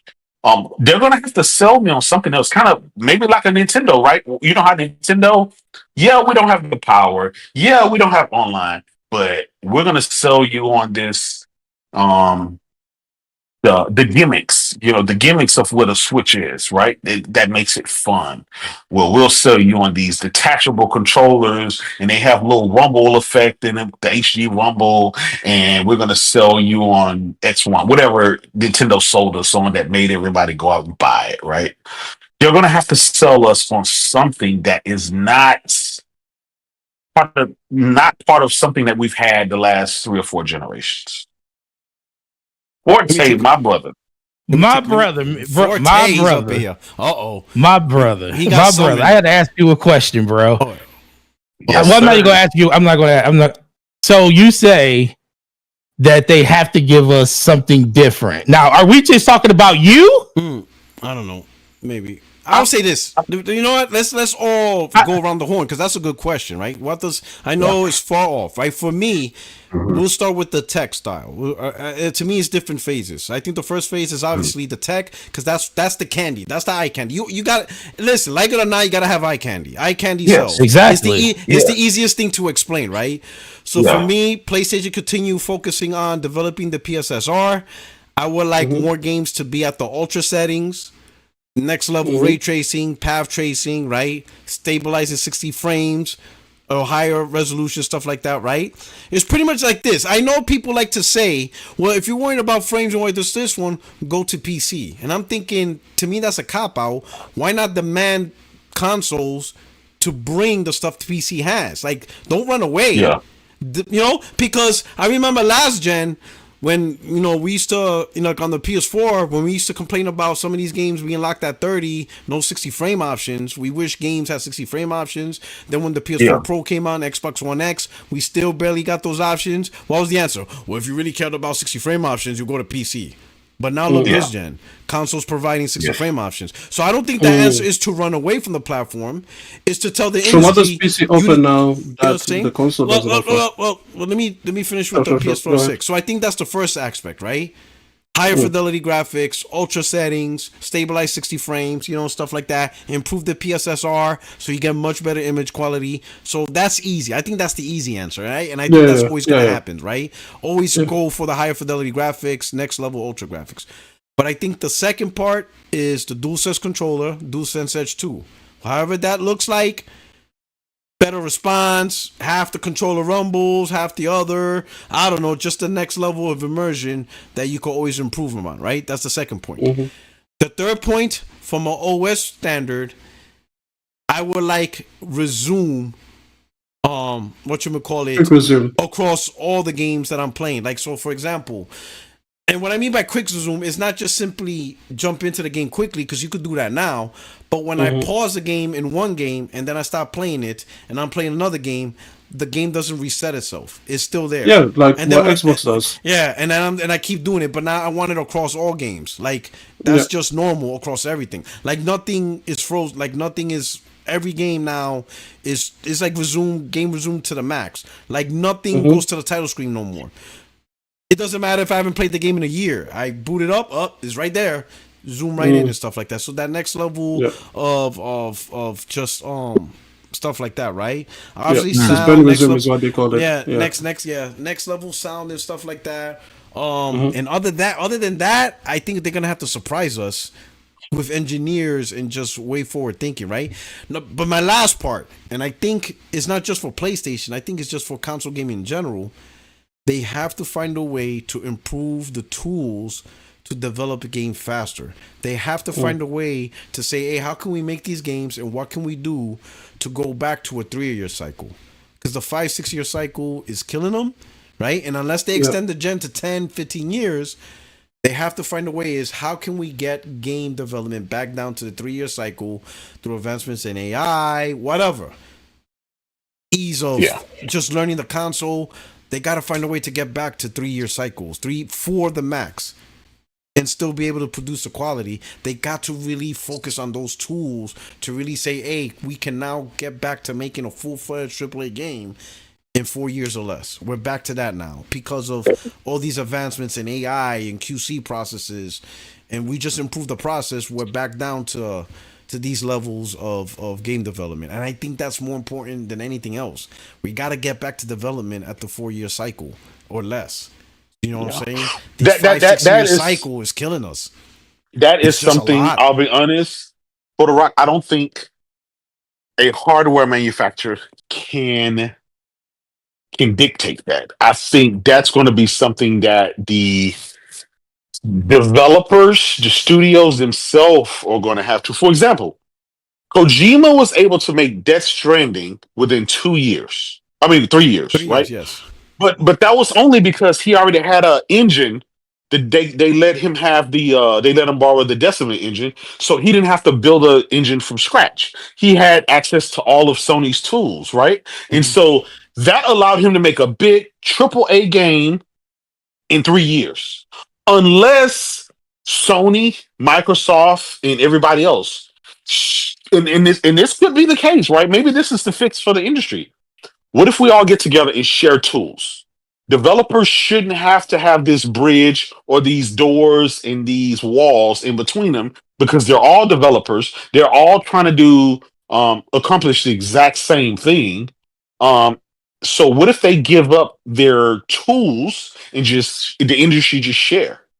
Could that be a way? For example, that would be cool, but it's still first party is the ones it's first party the one that's only doing one game outside of Insomniac. No, that's everybody true. else has only gave us one game. Like we only got one Santa Monica game this generation, and we're not going to get another one probably till PS6. So I think what he's really talking about is they just got to find a way to get game, because that's the biggest thing for me. It's like the reason people buy particular hardware is for the 5% of games that come on that hardware. And if you have a lack of those games coming throughout an entire generation, it just makes it feel kind of stale. And then it makes people like say, well, I haven't played my PlayStation or I haven't played my Xbox, because there are a lot of people that just play first party. And then you got the majority of people that buy just third party and whatever system is whatever system is their preferred one at that time. But you're saying it's first party, but it's not. It's third party too. I think. No. I'm just saying. But first party is the one that drives the narrative, and third party is the one that picks up the slack. Right now, we're living on third party, and they're not even living up to the stuff of putting out multiple games in a generation. So Ubisoft, they drop a game, Assassin's Creed, every year, right? Like clockwork. But it's not. It's technically the same shit, just different setting. Right? But here's the thing, right? Third party. Everybody looks like third party. Do you want first party to do that? Do you want first party to do that? Well, here's the thing. The thing is, it's not the same because everybody looks at third party. You got to understand. Let's say like Capcom. Well, Capcom released 4 or 5 games. That's because Capcom has like 6, 7 developers. But how many games did that one? Like, I'll use a perfect example. CD Projekt Red. How many games have they made this gen? One. Right? People confuse third party publisher with. I'm talking about a developer. One developer should be able to at least make 2 games in a generation. One individual developer. So like Capcom, sure, Capcom may have Capcom released 4 or 5 games. But look at the developer. How many games have the developer that falls under Capcom make? Some of them only are working on their second one, right? And that's what I'm talking about, right? So people kind of get confused when they confuse my statement because like, well, EA made like 10 games. No, the publisher, yes. But how about this one studio? How many games they made? They only made 1. Sure, when you have 9 studios under the publisher, Sony made more. Let me put it this way. PlayStation Publishing made more than 1 game. Yeah. But we're not talking about that. We're talking about Santa Monica. The development studio only made 1 game, and that 1 game's a cross-gen. Guerrilla only made 1 game. And a VR game, right? You understand what I'm saying? That's what we're talking about, not the publisher managing multiple studios. Can we get, my thing is we have to look at, studios like Insomniac. Like, we have to do case studies. Like, how were they able to do what they're able to do? They got Miles Morales out the gate, then they went into Ratchet and Clank, then they went back to Spider-Man, and now they're about to launch X-Men. I mean, Wolverine. We got to figure out those cases. Listen, we don't need a case study. This is how Insomniac is able to do it by giving them $300 million, right? Yeah. So you get somebody enough money, they can make. Exactly. If you got the money, anything is possible. Insomniac spent $300 million on Spider-Man, right? Yeah, they got their money back, but I just don't think Sony is just going to be handing out $300 million all willy nilly to everybody just to. But I'm gonna say this: I would do it if I was them, but. No, but listen, they got money, but Insomniac got 2 studios. But both studios combined is not as big as Naughty Dog. No, absolutely. But you see what I'm saying? Absolutely. Like, why did they really? I get a lot of money, but it's more than that. Like, what are they really doing? Like, how are they managing their processes? What kind of tools are they using? How are they so able to go so fast and be like, "Yo, we pumping games, bro"? But let me ask you, what are you doing? Let me ask you this, Porter Rock. When you compare the Ratchet and Clanks and the Spider-Mans to a game like the God of War or The Last of Us, right? Different kind of games. The Spider-Mans and the Ratchet tend to be a lot shorter, and they're going for something different versus the other games are like a movie. They're literally trying to play out a movie with motion capture and all these voice act and just their goal is something different. So I don't know if that's something different that Naughty Dog and Sony Santa Monica are doing. I don't know if that's what takes so long, right? Because I'm not a developer, so I don't know. No. But as a gamer from the outside looking in, I can see why it takes Naughty Dog so long to make a game. Because look at what they're doing with the TV show. Look at all the shit they have to do that, right? Because that's just the story that they're trying to tell versus Spider-Man. Hey, it's Spider-Man. You're swinging for 99% of the game. You're fighting. There's only so much dialogue in the game, right? It's more of an action game. Versus the other games are really you spending your time more into the being enthralled into the story and stuff. Now, tell me if I'm wrong. I don't know. This is just my opinion. What I think, I don't know because I'm not a developer. But Forte, am I somewhere in the ballpark? Or what you think? Why is it that that Insomniac games that they make? Yeah, they cost a lot, but they're able to crank them out a lot quicker than the other 2 studios. Well, they already have blueprints for a lot of those games. Like Spider-Man, they built upon the same engine that they had, just refined it, made it better, and then they finally made Spider-Man 2 just next gen only, and just went balls to the wall with it. Ratchet and Clank, outside of adding all of the transmissional shifts between games, making the SSD a huge part of that game, and then it's just gorgeous as hell. They already had a blueprint for what Ratchet and Clank is. They just had to refine it to work and run better on the SSD and make that a selling point on that system. So I'm not, not to say that it was like easy for them to do, because I mean, anybody that makes 4 games in like a 5-year period, sign me up for that every day. But I also think it's just a big part of just where the industry is.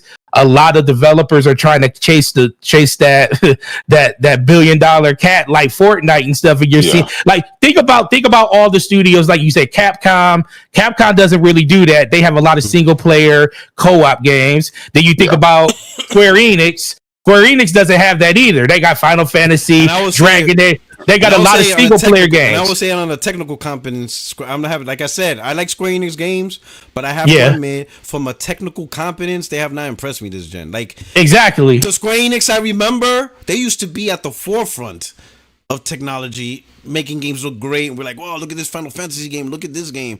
And now I'm like, I mean, it's a good game. You don't like Rebirth? Like that? No, I'm talking about from a technical competence. Like, Okay. like at the forefront. Like, you know, they used to be some of the top dogs of tech and graphics and performance. They're not really moving things forward like they used to. They're not part of the movement forward in technology anymore. They're just not. They're just right.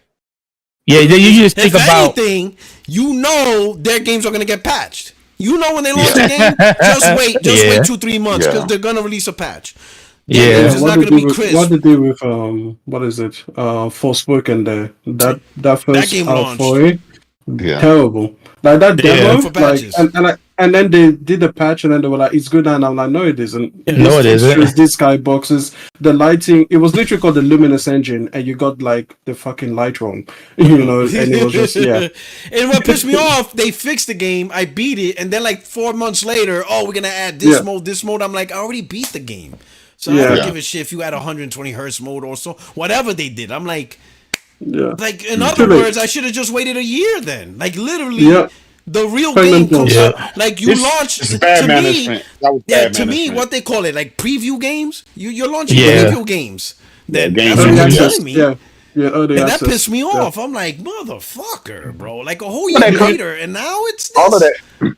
All of that comes from bad management. Mm-hmm. It literally what it is. And listen, Sony at times they do have bad management. Look at Concord, right? That was bad management. Look at the whole Naughty Dog situation with the Factions 2. That was bad management. All of Ubisoft is pretty much bad management, right? Square Enix has a lot of bad management to the point where even when they have their successful games like Final Fantasy 16 and 17, it's not enough to overcome all the other bad investments that they've had. I wouldn't say that Naughty Dog had bad management. I would just say that Naughty Dog should have just stuck with the formula that they had initially went with when it came to Factions. Yeah, it's just like every other studio. Some managers signed off on Factions to get it to a point where it took they put all this manpower, these years of manpower, and these years of money and production into it, and it at some point they got to see it wasn't going right. Or are we going to blame them for that? Because remember, it was. My biggest thing is ever since this stuff happened with Bungie, and y'all know how much I love fucking Bungie because I played Destiny forever. I don't believe any damn thing that happened when it came to Bungie and any other studio, because I feel like at a certain point they couldn't even manage their own shit. How are you going to tell somebody else what's going to work for them? So to be fair, right? Bungie has its slip-ups, but let's be honest. Huge slip-up. Yeah, but there is, you cannot take away from the fact that Destiny 2 are one of the biggest franchises. But let me ask you this: but if Destiny came out, if Destiny was not made by Bungie, would it be what it is today? I don't know because probably not. Because people bought, like, people literally, I'm just tell you, shame the devil. The only reason a lot of people played Destiny initially is because of fucking Bungie. People, if that was a brand new IP, listen, that got people in the door. 21 million people walked through that door because of Bungie. A good 11 million people stayed because the game just got better over time. But you just saw that number go down and down every year over the course of the 10-year generation, because at certain points people just fell off because it just wasn't what they wanted to be, or people just fell off the 10-year grind. I'm not saying that Bungie didn't, like, listen, they were the most successful live service outside of Fortnite to me. It's incredible how well that game did, because I never played a game as much as I played that game, and I vowed I'll never do it again. But it's just a simple fact that I feel like a lot of people don't understand that there is a pedigree that's there that allow people to, like, sink their teeth in. And let's be real, gunplay is amazing. I always tell people gameplay over graphics every day. I will take a game that looks decent, that plays well, 60 frames per second, and have no issues. And that's what I look for. And to me, that's what Destiny gave you for the entire life of its generation.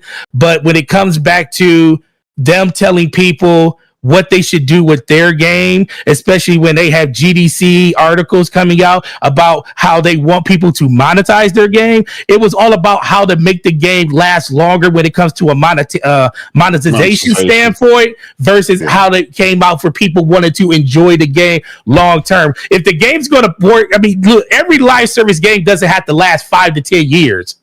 No, they don't. That's true. No, but so- here's the thing. Can I retort that real quick? Go ahead. Here's the thing. It's clear Sony from the top want their live service games. We all agree. We would have been more than happy with a traditional The Last of Us 2 multiplayer. Yes. Okay? Yes. But Sony, that's not the marching orders. Marching orders was live service games. Everybody had to be on board, right? That was a Sony thing. Jim Ryan, whoever, somebody said the way of the future for us in terms of getting into multiplayer is a live service strategy. And it's not just Sony, it's a lot of people. No, yeah. Like how many publishers are going back to traditional multiplayer? Hardly anybody. Everybody's going this live service route, right? Okay, fine. You got Naughty Dog. None of the Sony guys has ever done live service game, right? Yeah. Now they enter Bungie. Bungie has a successful live service game. Sony even showed in one of the quarterly reports, Bungie increased profit 15% every single year consistently. And that's like the bottom line for them, right? So like that, Bungie overall was successful in the live service game. Did they make huge mistakes? Yes, they were. Absolutely. Did they piss off the fan base? That's right. That goes with the territory. Especially, you're talking, when did they launch Destiny? 2014. You're talking 2014. you're talking over a 10-year span. You're not going to be perfect every year, right? But I'm going to tell you this. Dan Marino never won a Super Bowl. But if he offered you to train your kid to be a quarterback, you're telling me you're going to say no? Because he'd be like, yeah. Hell no. Let's go. Bungie has the experience for live service game. There's just no doubt about that. Compared to Naughty Dog that has zero experience, right? I believe Bungie came in. I don't think they trashed the game because that's not. No, what I don't Naughty think Dog, so either. Yeah, that's not what a Naughty Dog said. Naughty Dog's statement was they realize the effort is going to take to keep this game going, and according to them, it's going to be Naughty Dog all hands on deck, meaning they're done with single player. This is the way. So they have a choice. This is the way. This is the new Naughty Dog, meaning like Rockstar. But Rockstar has like 5,000 people, so they can make a game every 20 years. But like Rockstar, this is the way. This is the way. It's factions, and that's it. And we're going to update it, and you're going to enjoy factions from us, and that's all you're going to get ever again. Or we cut our losses, and we go back to what we want to be, or the single player people. We're going to make The Last of Us 3, we'll make a new IP, and we'll just keep that going. Maybe bring back Uncharted. We're just going to keep back single player. They decided single player. And I think Bungie had an influence in that. And that influence as in saying, this is what you need to do. They pretty much be like, hey, this is great. What's your plan? Oh, we're going to do this. And Bungie's like, huh? You think you have time to make The Last of Us 3 while making all this content from this? You're not going to have the time for that. You're gonna have to pick. You're gonna have to pick a poison. This looks hell. They probably said, "Wow, this shit's the best ever." But you better sell your kids. You're not going home. You might as well get some mats, get some cots, because we've been through this. You're gonna be stuck here for a little while, and you can forget about all that bullshit. And I think that's what Bungie. I think Bungie just gave them a come to Jesus moment. Like, this is not the traditional things of those days are over. If you're gonna go down this route, prepare to commit. And then Bungie's like, I'm with you. That's what happened. And I think Naughty Dog's like, like that. What is it? That Pikachu, like that Pikachu meme. Yeah. I think Naughty Dog, when they heard, they're like we're gonna have to stop single player. Like, whoa, I didn't sign up for this. Yeah, yeah. I think Naughty Dog bid too much what they can do. They probably thought, oh yeah, we can do live service, and then we'll still do live. I think they could have all the cake, the ice cream, the yogurt, and I think Bungie's like, time out. So you're gonna make a choice: go this new way or go that way. But if you're gonna try to do both, let us. In fact, you tell us how you did it, because we would love to know. Have a nice day. And I think that's ultimately what happened. I agree with you 100% on all that. But I just can't get past the fact that by Christ's name himself, they did exactly the opposite that they told Naughty Dog to do. They told Naughty Dog, you can't be a live service studio and make single player games at the scope that you want to do, as the way that they were talking about doing factions. but then they just turn around and they incubate 3 extra projects, and they take their cash cow that's bringing all the money in and neglect it for other games and they're the one that's telling other people that, hey, you can't do this. You can't. You think Destiny's going to continue perpetually? I think Destiny. Oh no, Destiny's going to. I think if Marathon's successful, Destiny is like. I'd be surprised. I'm like 60-40 if Marathon even makes it. I'm like 70-30 that Marathon even make. This Marathon. Game, right? No, I hear extraction games are just not that popular overall. They're just not like Escape from Tarkov. I think that's an extraction game, right? Yeah, and that's successful. But is it like Destiny successful? Because Destiny successful is, I mean, for a PC exclusive game that's not on anything, that game is successful. It's like super, like all the top, like Dr. Disrespect and all the top, those guys play those games, but that's a PC exclusive. Yeah. Now, if that was on consoles, I think obviously most people would hear about it, but most people don't know what Escape, like console gamers don't know what Tarkov is, right? No. Yeah, they don't know what that game is. But everybody knows Bungie because streamed of it. I'm like, what the fuck is J-Dub streaming? Like, what the fuck is this bullshit? Yeah. That's the only reason I know. I saw it stream. Exactly. And that's another reason why. That's another reason why we do all day. Who you playing with? I can't remember, bro. I can't remember. Somebody. I was like, this stream is dog shit. I want my membership money. But that's PC. I ain't pay for this. That's PC gaming. Like that's PC exclusive. That's like you said, dog shit. This is why they gravitate to console ports to say, hey, I get to play this in 300 frames because. When you play those PC exclusives, that's what you're getting. I'm just saying. Hit up these 2 super chats real quick. Tommy Bull cracking jokes. Tommy Bull number 2. He said, I heard Starfield has 3-hour DLC of the generation. Man. Oh, man. Yeah, man. Oh, man. And Tommy Bull also said, what game has more bubbles on screen as foam stars? Oh, man. Oh, shit. You know what I'm saying? All is out. Bubbles. All is out, man. Okay. Now, that's one game that they need to port to fucking Xbox. They can have that. Foam stars? Yeah, give by them the time they do that, Xbox may not even console. That's just bad. Don't give them foam stars. Yeah. You want Square Enix games? Give you some foam stars. All right. Hey, what's up, man? So I have a feeling you what you want to get off your chest, my brother? I know you got something. And you got the open invite. The mic is yours. Oh man. No. I pretty much said what I needed to say. I just was asking, like he was talking about, the like what they got to bring to the table. Yeah, what they got to bring. Yeah, you answer the question. You let me know. Yeah, what they need to. Yeah. You guys went on a huge tangent. Yeah, and I'm just like, I'm still waiting for my question to be answered. Oh, for consoles? For the PS6. What for PS6 needs to bring now that the PS5 Pro, the king of all kings, the console of all consoles. Oh Lord, here you go. Black baby Jesus, you know what I'm saying? Jesus, the Jesus the Nazarene is being born, and we will fulfill the prophecy, right? Wow. So now that he's being born, and the end, the Alpha and the Omega is here, as so predicted and prophesized. What does the PS6 got to bring? Now that PS5 Pro set the new standard of gaming. The new standard? Oh man. Honestly, I'm very simple. I'm very simple when it comes to this. Like, man, this is terrible. I could care less about I could care less about all the stuff that they do when it comes to the controller because listen, I turn it off. I don't even have my zone. Now, I turn it off. Unless I'm playing like a first party game, I use it. But if I'm playing anything third party, I turn it off. And most of my third party stuff is like Call of Duty, things that I have to like with aiming and shooting. So I turn it off. So I can't even tell you. I had it on for God of War. I had it on for Spider-Man. It's amazing. I like it a lot, but it's not going to be the thing that's going to sell it for the system for me. Like I could care less about the headset and stuff because I use Astro headphones and I have SteelSeries headphones. So it's not that I like that they're focal points of the console, and I like that they're there for people that have it.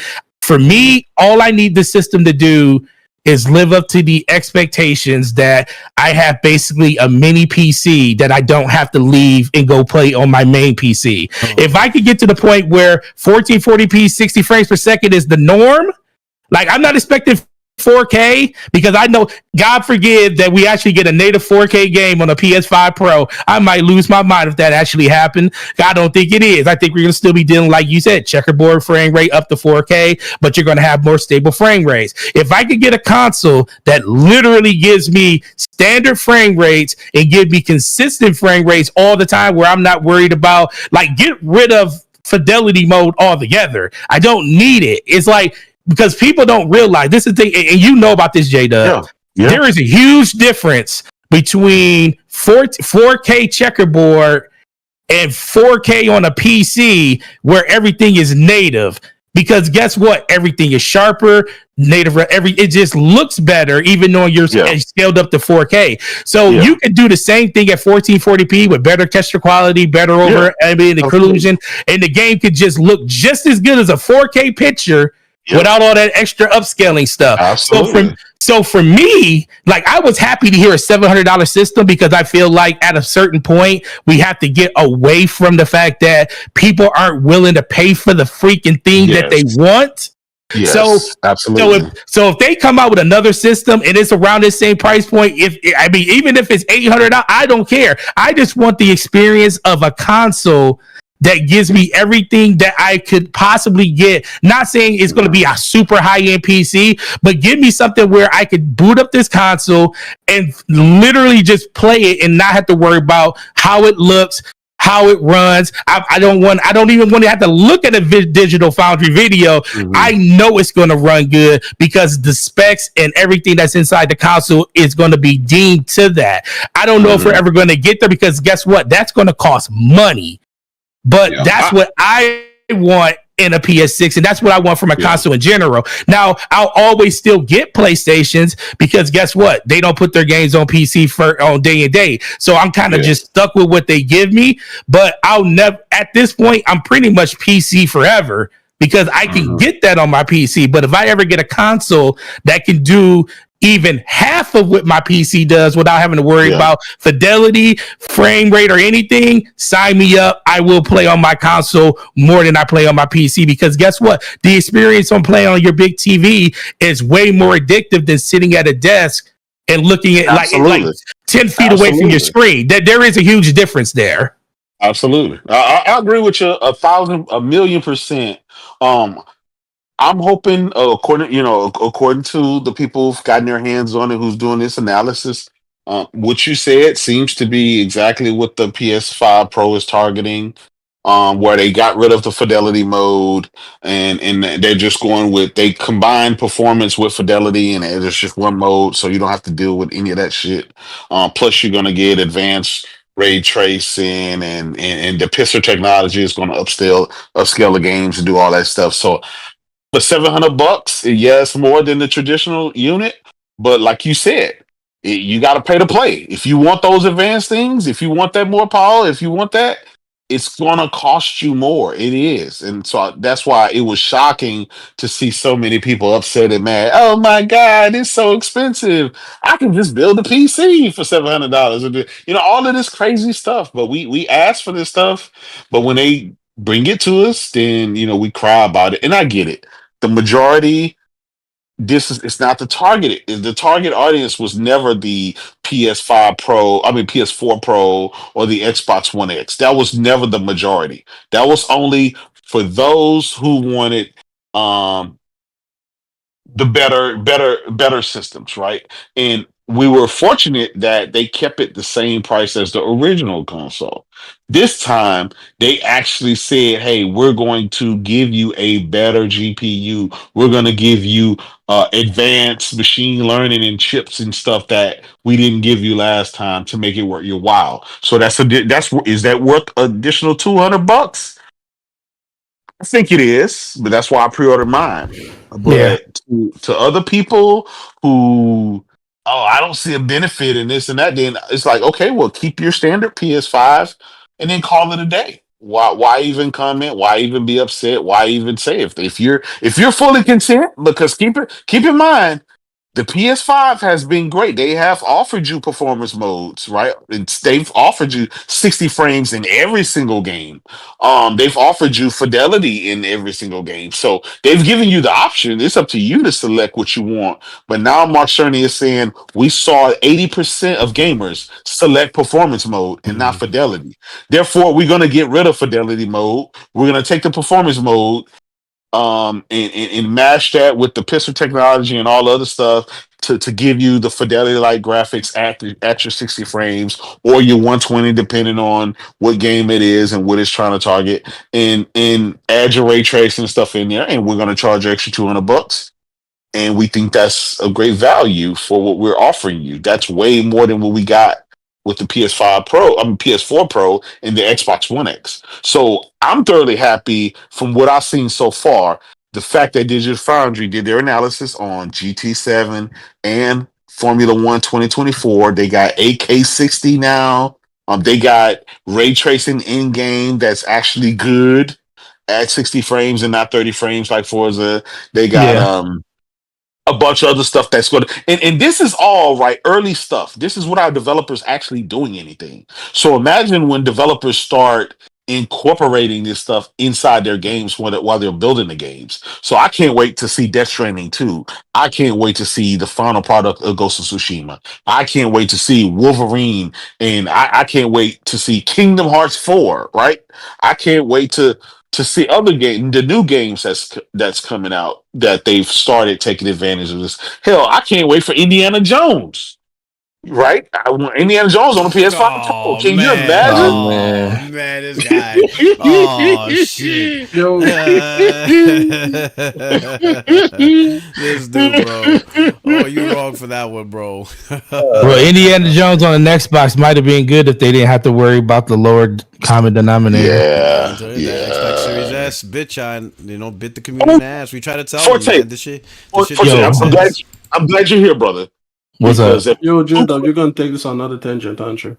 One day I'm Jeez. I'll keep my answer. I'll keep my answer tamed. I'll keep it tamed. It is not often we have an insider on the show, right? It's not. Oh Lord, here you go. Two things. I got two questions for you. Okay. One. Okay, the first question is going to be short and sweet. Okay. Do you think for next generation or whatever Microsoft is doing next, do you think they're going to keep with that 2-tier system where the majority of the people on the Series S and not the X? They better not. Do you think they go with the high end next generation, or do you think they stay with that? No, they'll go. Because that's where everybody at. They'll go high end because I think they don't care about consoles. So what they'll do is they'll just make a console that is catered to that top 10 to 20%, and then everybody else will either stream on their old S or play on PC. Yeah. Okay. I think that's the direction I feel, because I think that's where they should go now. I think they should post a date of how much longer they're going to support like actual downloaded games to the S. They're going to piss off a lot of people. I don't care because I'm a person that bought a $500 system and I shouldn't be held back by the $150 to $200 system. That's just my opinion. But I feel like they should make a date where they're going to turn that thing into a streaming box for all the games after that point. That's going to be streaming to it only, especially since they have a cloud service that actually benefits to that. And then once they set that, their next gen console, which is in 27, 28, that one is going to be, I would probably say, their last one. Yeah. And then after that is just going to be third party all the way. Okay. All right. So you say we got at least one more generation of console. 2030. We're at 2030. Xbox is out the door. They're just a glorified third party like they are now at that point, in my opinion, at least. Yeah. Okay, that makes sense. Last question. I know the PS5 Pro pre-order started September 26th. I know October the 10th is where it starts at GameStop and all the other retailers. It already started at GameStop and stuff. It just was online only, but the in-store ones are October 10th. Oh shit, I didn't know that. Okay. All right, so let me ask you this. When the consoles launch November the 7th, will the retailers like GameStop, will those consoles be available on the 7th as well, or will it be after?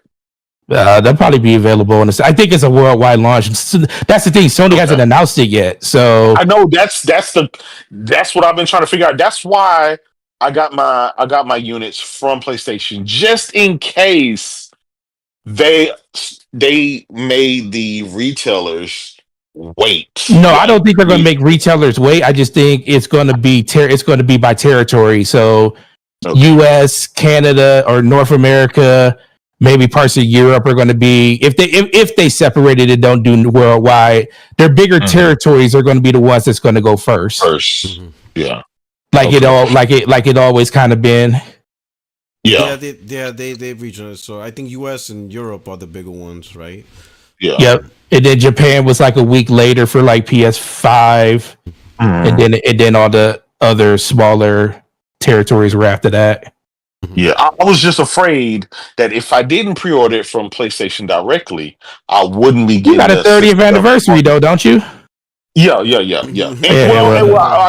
got two. I got a 30th anniversary and the plane. Only because I don't want to wait. I gotta have my shit day one, bro. No, you just want you know. I saw your picture of your Metal Gear Solid and your God of War PS. Your 500 milli PS4. Yeah, I was jealous as hell when I saw. I was like, I had every last one of those consoles and I got rid of them.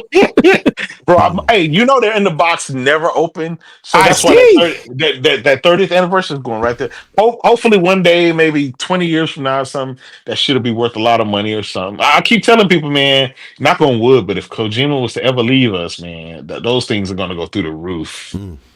You need to make your way to one of those games because after time. Man, everyone dies.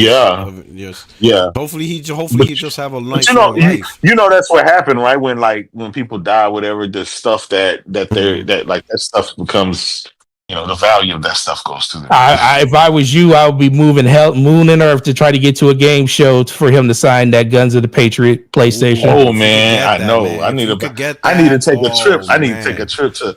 Man, I have to have him sign that. What's his name? Jeff Keighley's the Game Awards. Maybe I can try to. That God Award when it's You still can't play that game anywhere else, bro. Nope. Jesus. No, that's the only place you can play. That God Award was that God Award 3? Yeah. Who was it wasn't that was Jeffy. That was Jeffy. No. That was Jeffy. Bro, I will be taking a picture say Jeffy. What would it take for us to meet up for you to sign this thing? Listen, okay, so Jeffy, he the homie, so I can always No. Can we talk about PlayStation 6? Wait, but my question. I want my question answered. Can we talk about PlayStation 6? We're not talking about Jaffe. We're talking about Jesus. Wait, he said we're talking about. He said we up here talking about systems that's 3 generations ago. He's like, Jesus Christ! Don't bring back to PlayStation 1. How is it? What do you want to see in the PlayStation 6? Make you talk about PlayStation 1? Hey, man. Hey, it's something about our childhood going back to the PS3. Let's be for real. We want to. You got the floor, though, sir. What do you want to talk about? I got it. I got the answer. And this is something the PlayStation 5 Pro's not doing, the PlayStation 5 not doing, the PlayStation 4 didn't do. The PlayStation 6 needs to natively play PS3 games. Nah. That ain't gonna never fucking happen. Forget about this whole PS3 thing. Forget about it. I'm not. I'm gonna be. But this is not an invitation to start talking about why you should. That is something you asked. What is something the PS5 Pro and the PS5 not doing? I just told you. Can we be honest about the whole PS3 backwards compatible thing, though? That's it. Less than 2% of people will use it. Less than 2% of people will use it. I just facilitate the answer to the questions you asked. You didn't say anything about how many people are actually going to use it. At least you answered my question. At least you answered my question. At least we're on topic. At least we're on topic. There you go. We're not talking about some PlayStation 4 anniversary editions. You can't say the Pro did it. You can't say the Pro did it. There you go. All right, so what is yours? We got yours? Finally. Can I answer this? Yes, man, you can answer. It's all on you. He wants to answer his own question. Let me go on a tangent first about bicycles. About professional bicycle. Listen. Very first thing, like what is it? How many years ago was that? About 5 years ago, I think that what's his name? Gaming Forte said that the PlayStation 6, should get rid of fidelity mode. I think that was about 5 years ago. So it's good that we're coming back now. I think we should have 4K 60 fidelity, but with ray tracing. I'm gonna go harder. Go get that ray tracing. Why? Because you already have Spider-Man 2 that only has ray trace lighting. And when it comes to actually making games being developed faster, ray tracing can actually fast forward the process because you don't have to bake in, fakery all the time and kind of like put lighting into a scene. It would just be natural reflections and everything. That's actually a part that the machine could do, making the lighting more realistic. Sure, you'll obviously have touch-ups, but ray trace lighting is actually a faster process, like a faster way to do lighting, and it's also more realistic and everything like that. So I think we should have that. Obviously, they'll have whatever performance mode they have, that's going to go beyond 60. But I think that most people on TVs are going to be stuck to 120 frame panels, right? So at the maximum, at the highest end. And the difference between a 60 frames per second game and a 120 frames panel, at least on my TV, not that big a difference. So I feel that, sure, they were in for 120, but I think that 4K 60 with ray tracing is going to be the highlight. Like, that's going to be the thing where it's like the most amount of people can enjoy this picture quality and this picture mode. So I think that's what they'll push forward. The next thing that I want is I want PSSR 3.0. I don't even care what 2.0 is going to happen, but I just want it to be a version 3. And the reason for that is that I always say that the best time to buy into a product when it's new, like a new product category, is the third version. Yeah, exactly. I remember you said that. So you remember this? Right. You remember this? That. So I remember exactly. You used to say that. Next said that thing, before. The third version. I want a bigger CPU, and the reason I want a bigger CPU isn't for graphics purposes, but it's for physics simulation purposes. If we're going to go back in time, all of our games nowadays, even though they're bigger, prettier open worlds, a lot of them, the physics simulation is not as robust as it should be. I mean, it is embarrassing that Breath of the Wild has, some of the most forefront, You're bring it back to Bad Company, aren't you? The physics, the crumbling. Listen, the physics were great. You want that exactly, back. Building, exactly. You want to blow up buildings and you want to see the second floor just Bad Company. Can we talk about the fact that we still can't blow up walls in like Call of Duty? Like, Jesus Christ. That's weird, right? That is weird. Like, you shoot like a cloth and there's no bullet holes. All of that is physics simulation. We should be able to get more of that. Yes, some games did it. Like, if you remember, which game was it? That game that I hate but everybody else loves. The Trauma game, where you play as a soldier and he's traumatized and everything's backwards.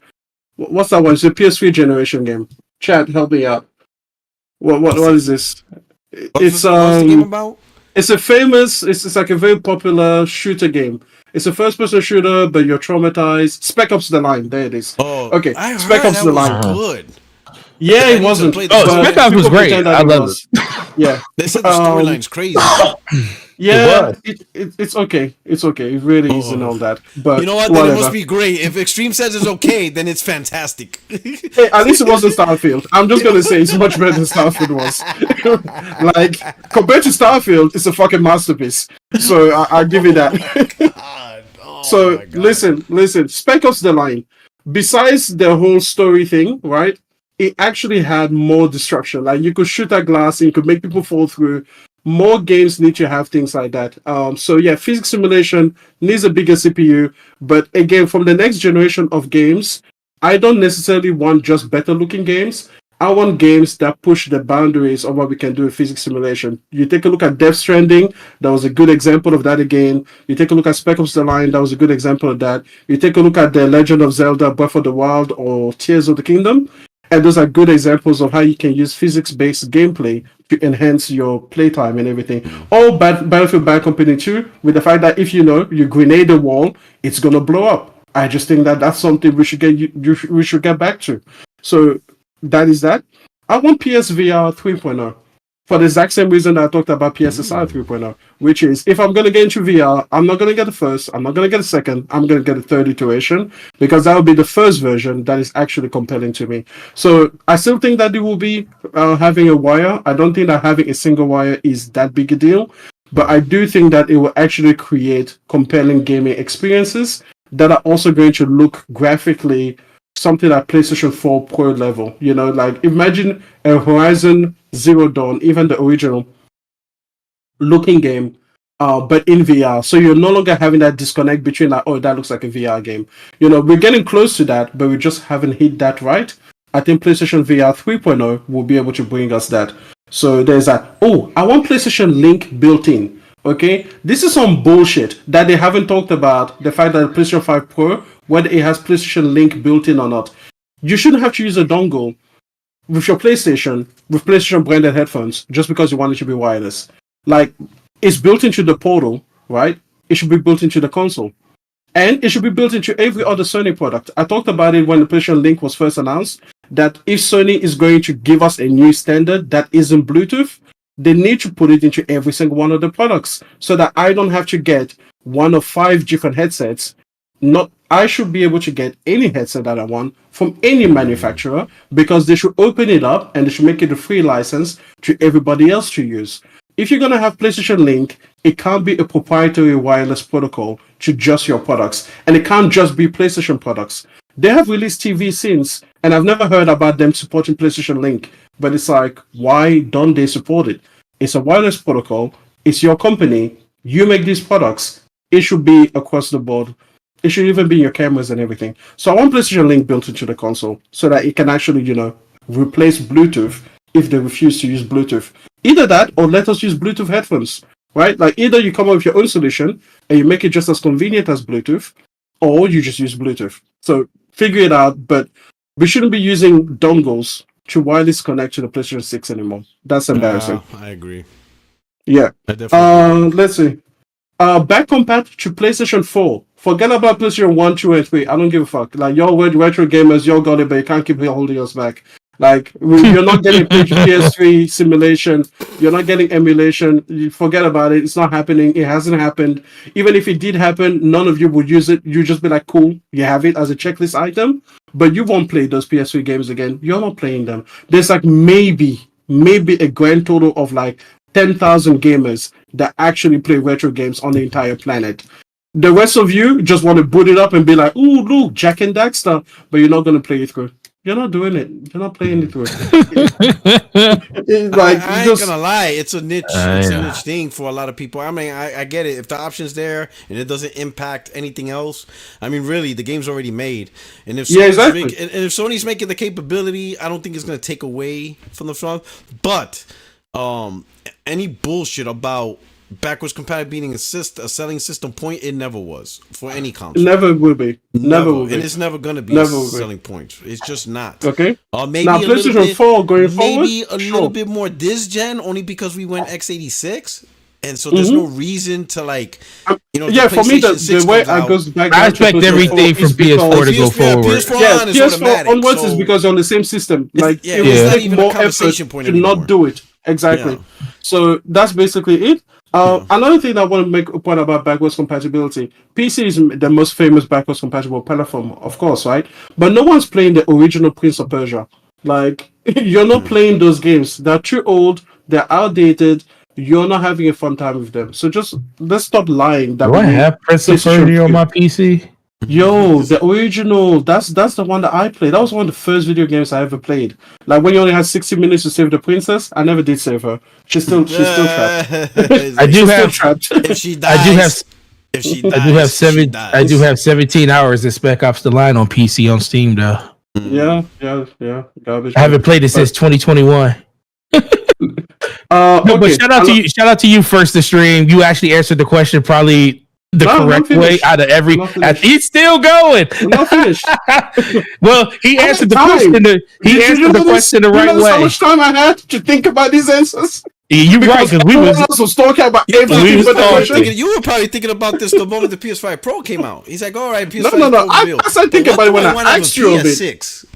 I started thinking about it when I asked you, and then you guys gave me time. So I used it.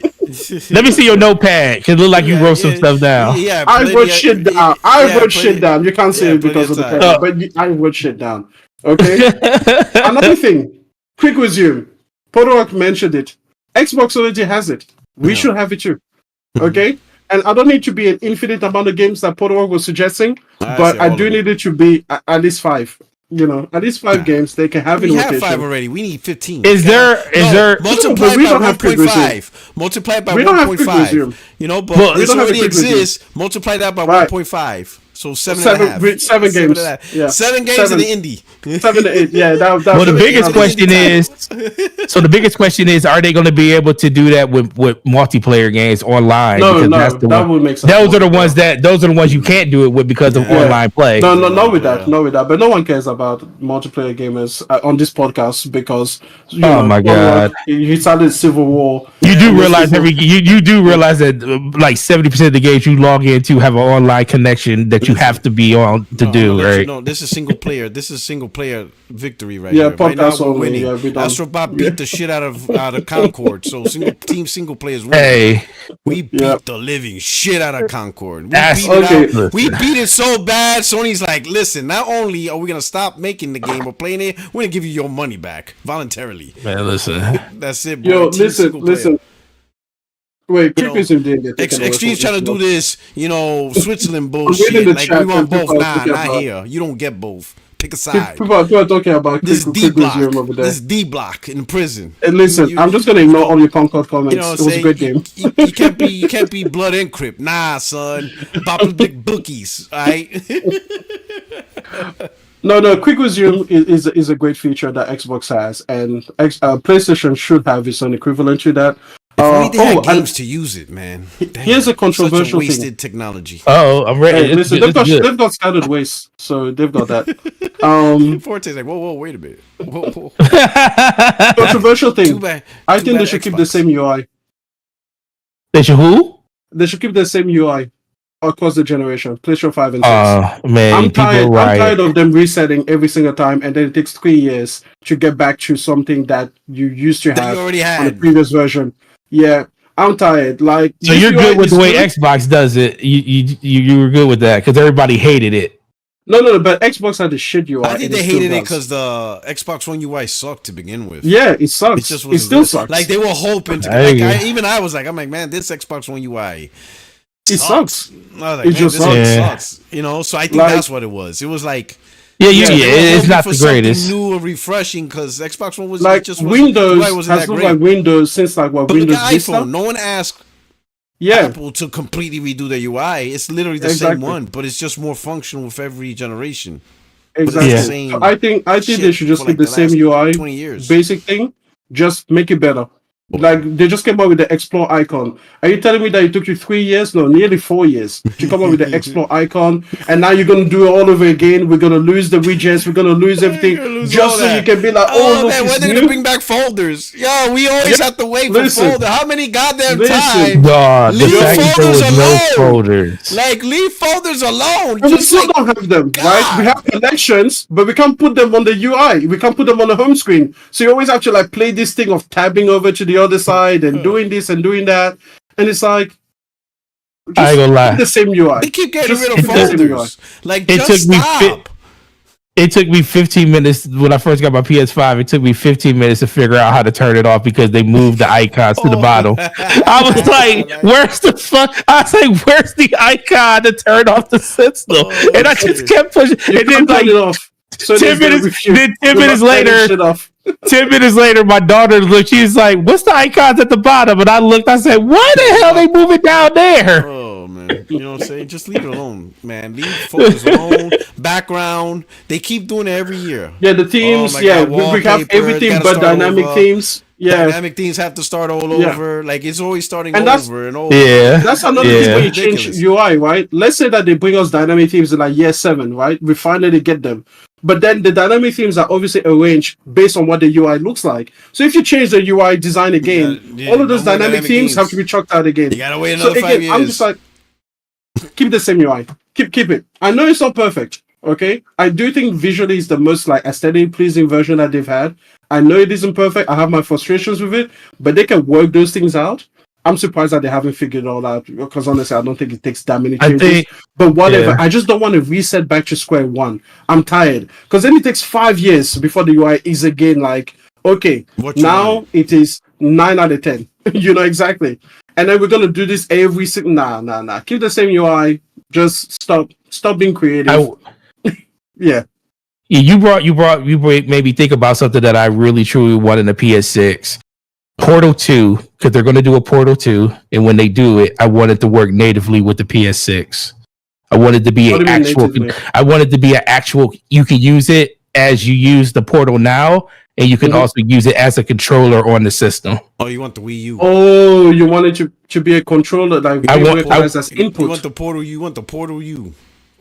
Man, because I look at that thing and I see all the potential that they can have with just having a lot of extras just because of the screen. They could add a whole. Do you want it as a second screen? Hold on, do you want it as he wants it as a main controller as well. As a main controller as well. Like, but what would the screen do when it's the main controller? I don't know. Maps, inventory screens, anything. Pick Madden, please. Yeah, you can actually do your Madden plays on the screen.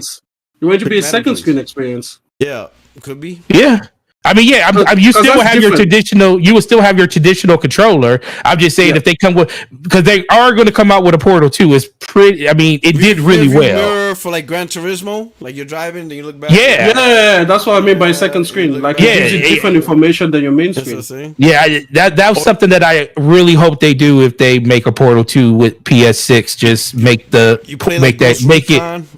Instead of opening up the map window or Grand Theft Auto, instead of opening up the map on screen, the map is already there, right? Yeah, that'd be cool to Grand Theft Auto. That way you don't break the immersion of the game. It just stays there, and you just look at the map on the thing to let you know where to go. Can you imagine Spider-Man doing all of your custom stuff with changing your spider suits and everything right on the screen instead of having to do it on the TV? Listen. I don't think you're not gonna get that. I would get the Portal if it did that. If you had second screen functionality, that would be cool. That would be cool. Yeah, because in some games they used to have the app, right? The app on the Sony on the mobile store that would act like a second screen. Yeah. I remember when Battlefield 4 first came out, they had the Battlefield app where you could basically see yourself where you are on the map on your screen. Yeah, like that. Yeah. Oh, that would be cool. I would definitely pick plays in Madden. I'd be like, all right, I'm gonna do this play right here. Boop, right here you go. Boom. Like, yeah, I would definitely. For me on the Portal, I would like it to go up to 120 frames, and also be a higher base resolution. So either 1440p. But I would still want it to be the Portal. The only thing I would like is for some native capability for certain games. Like now how you have Steam Deck verified games. I wish there was a PlayStation Portal verified games where I can put in my SSD in there, right? Give me access to an SSD bay, and then I can install a bunch of indie games, and they can run natively, because they don't require a lot of power. But then if I want to play PlayStation 6 AAA games, well, I also need to, stream to the console or stream from the console. But I think that would be the best of both worlds, because if I'm away from Wi-Fi or whatever, my Portal can still be active, just playing a game like I'm playing Cult of the Lamb at the moment, which is actually a fantastic game to play on the Portal. But yeah, that's just like a basic bitch-ass indie game. It doesn't require all of this processing power in order to play a game like that. So it'd be cool if it was like a hybrid, like, yes, it's not going to be your entire library, it's only going to be a select few. But if they only had like 300 or 400 games that were like PlayStation Portal native, that would still be, because again, the main point of the Portal is to connect to your console. So it's like, this would just be a backup, like a fallback feature. So that would be cool. But anyways, those are my thoughts about PlayStation 6. Okay? You got lots there. That's what I want. Yeah, sounds good to me. All right. We're gonna wrap it up right now. But that was a good conversation, stuff like that. We'll start out with Forte. What's going on, bro? It's been a minute. Glad you stopped by for a quick chat.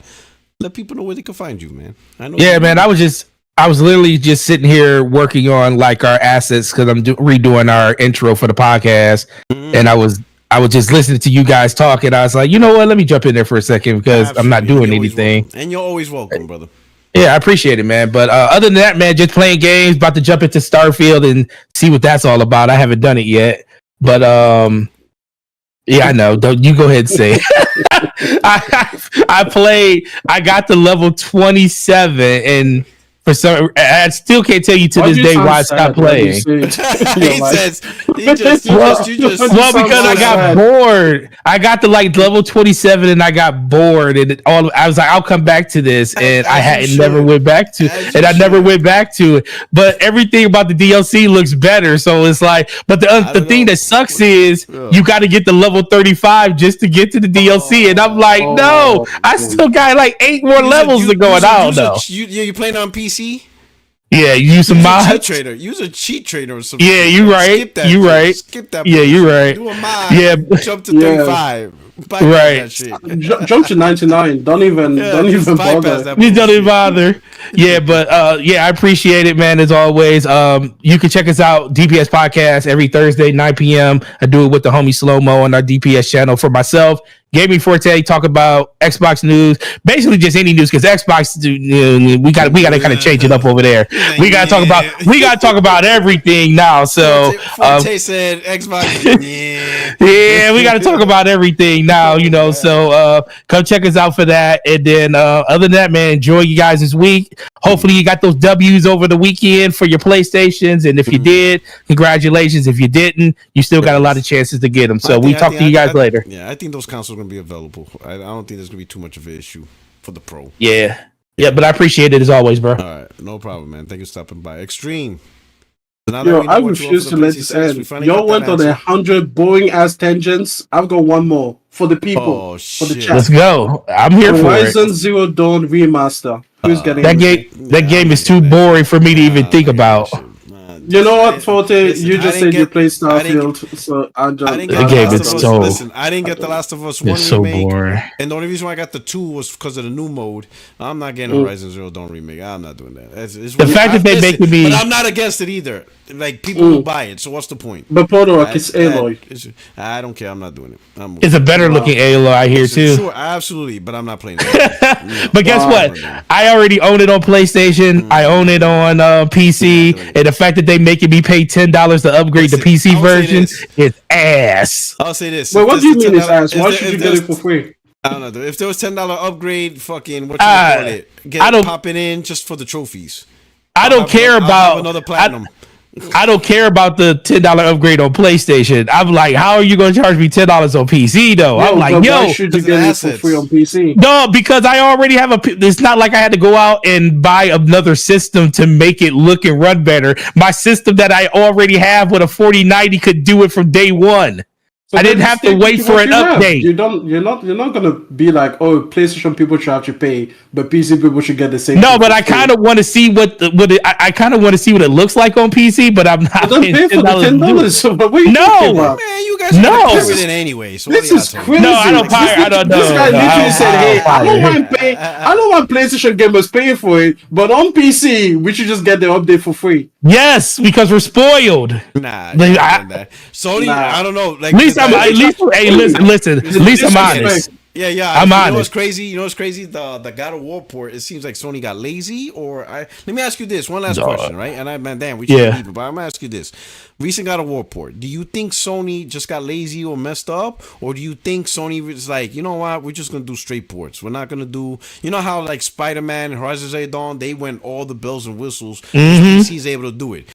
Do you think this new direction? Do you think this is a new direction where Sony's like, you know what, we're just doing straight ports. We're not going to put in all this extra effort. We're just going to do a straight port. When it's time to put on PC, you pretty much got the PS5 version. Here you go. Be happy. What do you think? Yeah, or you think this is the new norm for them? You think this is going to be the new norm for them? I mean, they did it with God of War, and that's the game that I was looking forward to the most. And I was like, y'all just literally just released this on PC. But guess what? It's still. But guess what? I was like, yeah, it was. But I ain't gonna lie. Being the person that loves God of War, I bought it. And I was like, it's still better than the PlayStation version. Probably, so I'm not. You still brute force some things, right? So I'm not mad at it. Yeah, I'm not mad at it, but PC. The level of care they put into games like Horizon and Spider-Man, even Returnal. Because Returnal on PC is freaking it. Dog, Returnal on PC is like a completely different game than on PlayStation. So they did some things though. Hopefully that's not what they're going to do, but I have a feeling that's the new normal. They know the games are going to sell no matter what. I have a So feeling why put all? So just release the game in its current form and let if people say their PCs are strong. Then guess what? It's going to run better than it is on our console. Yeah, but I think that's the new norm. I don't know if they're going to put in the energy to add extra bells and whistles. Simply PC has the capability of doing. It's going to be interesting. Yeah, it will be. You're right. Normal. It's going to be interesting if this is the new normal, if this was a one-off. See. All right. Extreme. Yo. No more tangents. Your parting deliveries, please. My parting delivery. Okay, yes. People, find me on YouTube. Find me on X. Twitter. Oh, X sounds so disgusting. Just say. Find me on Twitter. Can you read that super chat? This was for you. Yo, Extreme looking like the black guy waiting for the models. Oh man. What the hell? Damn. I went in there with such faith in humanity. I'm like, this is gonna be a good super chat. It looks like it. I'm like, yo, Extreme, I want you to read this one. This was for you. He said you look like that dude in the reference. Just waiting for the girl to come in. Yo, hey, what was the poll? What was the poll? All right, so the poll, yeah. So we're gonna end the poll, but the poll was: are you playing the Starfield DLC? Choices was hell yeah, game of the gen, or hell no, trash of the gen. 87% said hell no, trash of the gen. Don't trust them. 509 people voted. We know where most of this if it was a Sony exclusive, it would be flipped around. 509 86 said hell no, trash of the gen. We're gonna see when this comes out to PlayStation. The we're gonna see. Yeah. Don't trust them. There's gonna be a lot of turncoats. Yeah, I know. Lot of turncoats. It's gonna be like the number one selling game on PlayStation and stuff. Yeah. Look at Sea of Thieves. Like they got freaking Sea of Thieves up there. Starfield is gonna outsell. What's Starfield gonna outsell? Starfield is probably going to outsell Ghost of Yotei if it came out. Well, that true, obviously. Yeah, obviously. Yeah, oh shit. Oh, yo, Starfield is gonna answer Ghost of Yotei. Like when it comes on PlayStation. Oh my god. These turncoats, I don't believe none of you. I'm gonna be honest. I don't believe none of you. Oh, that would be hilarious. That would be so hilarious. Yo, that like if they both come out around the same time or the same month. Exactly. And MPD I'm putting my bet on Starfield. I would be like, what? Crazy. That is crazy. I know you're new. Don't trust the chat. Don't trust them. No, yeah. No, I trust my chat. I love my chat. Yeah. I don't trust the ponies on Twitter. That's different. The chat's fine. These guys are legit. The ones on Twitter. You sure most of them ain't on Twitter? Nah, I don't know. Some of these, I know. I trust these guys. I trust. I trust you guys. You know. But anyway, man, hey, I truly appreciate you guys rocking out. Thank you so much to the panel and everybody coming through. I hope you enjoyed the show of episode 301 of 60 Frames No Lag podcast. This is your only friend in these YouTube streets, Porter77, and I will not see you next week. So there'll be no podcast next Tuesday. Have a medical appointment, so maybe I'll defer it throughout the week or maybe do something else. But yeah, no podcast next Tuesday, right? But definitely try to upload videos and stuff like that. Maybe, a new appointment later on the week. We'll see. I'll work with the fellas, see what we can do. But other than that, thank you so much for rocking out. If you're new to the channel, this is your first time coming through, subscribe. And of course, everybody hit the like button. We're out of here. You guys take care. Peace.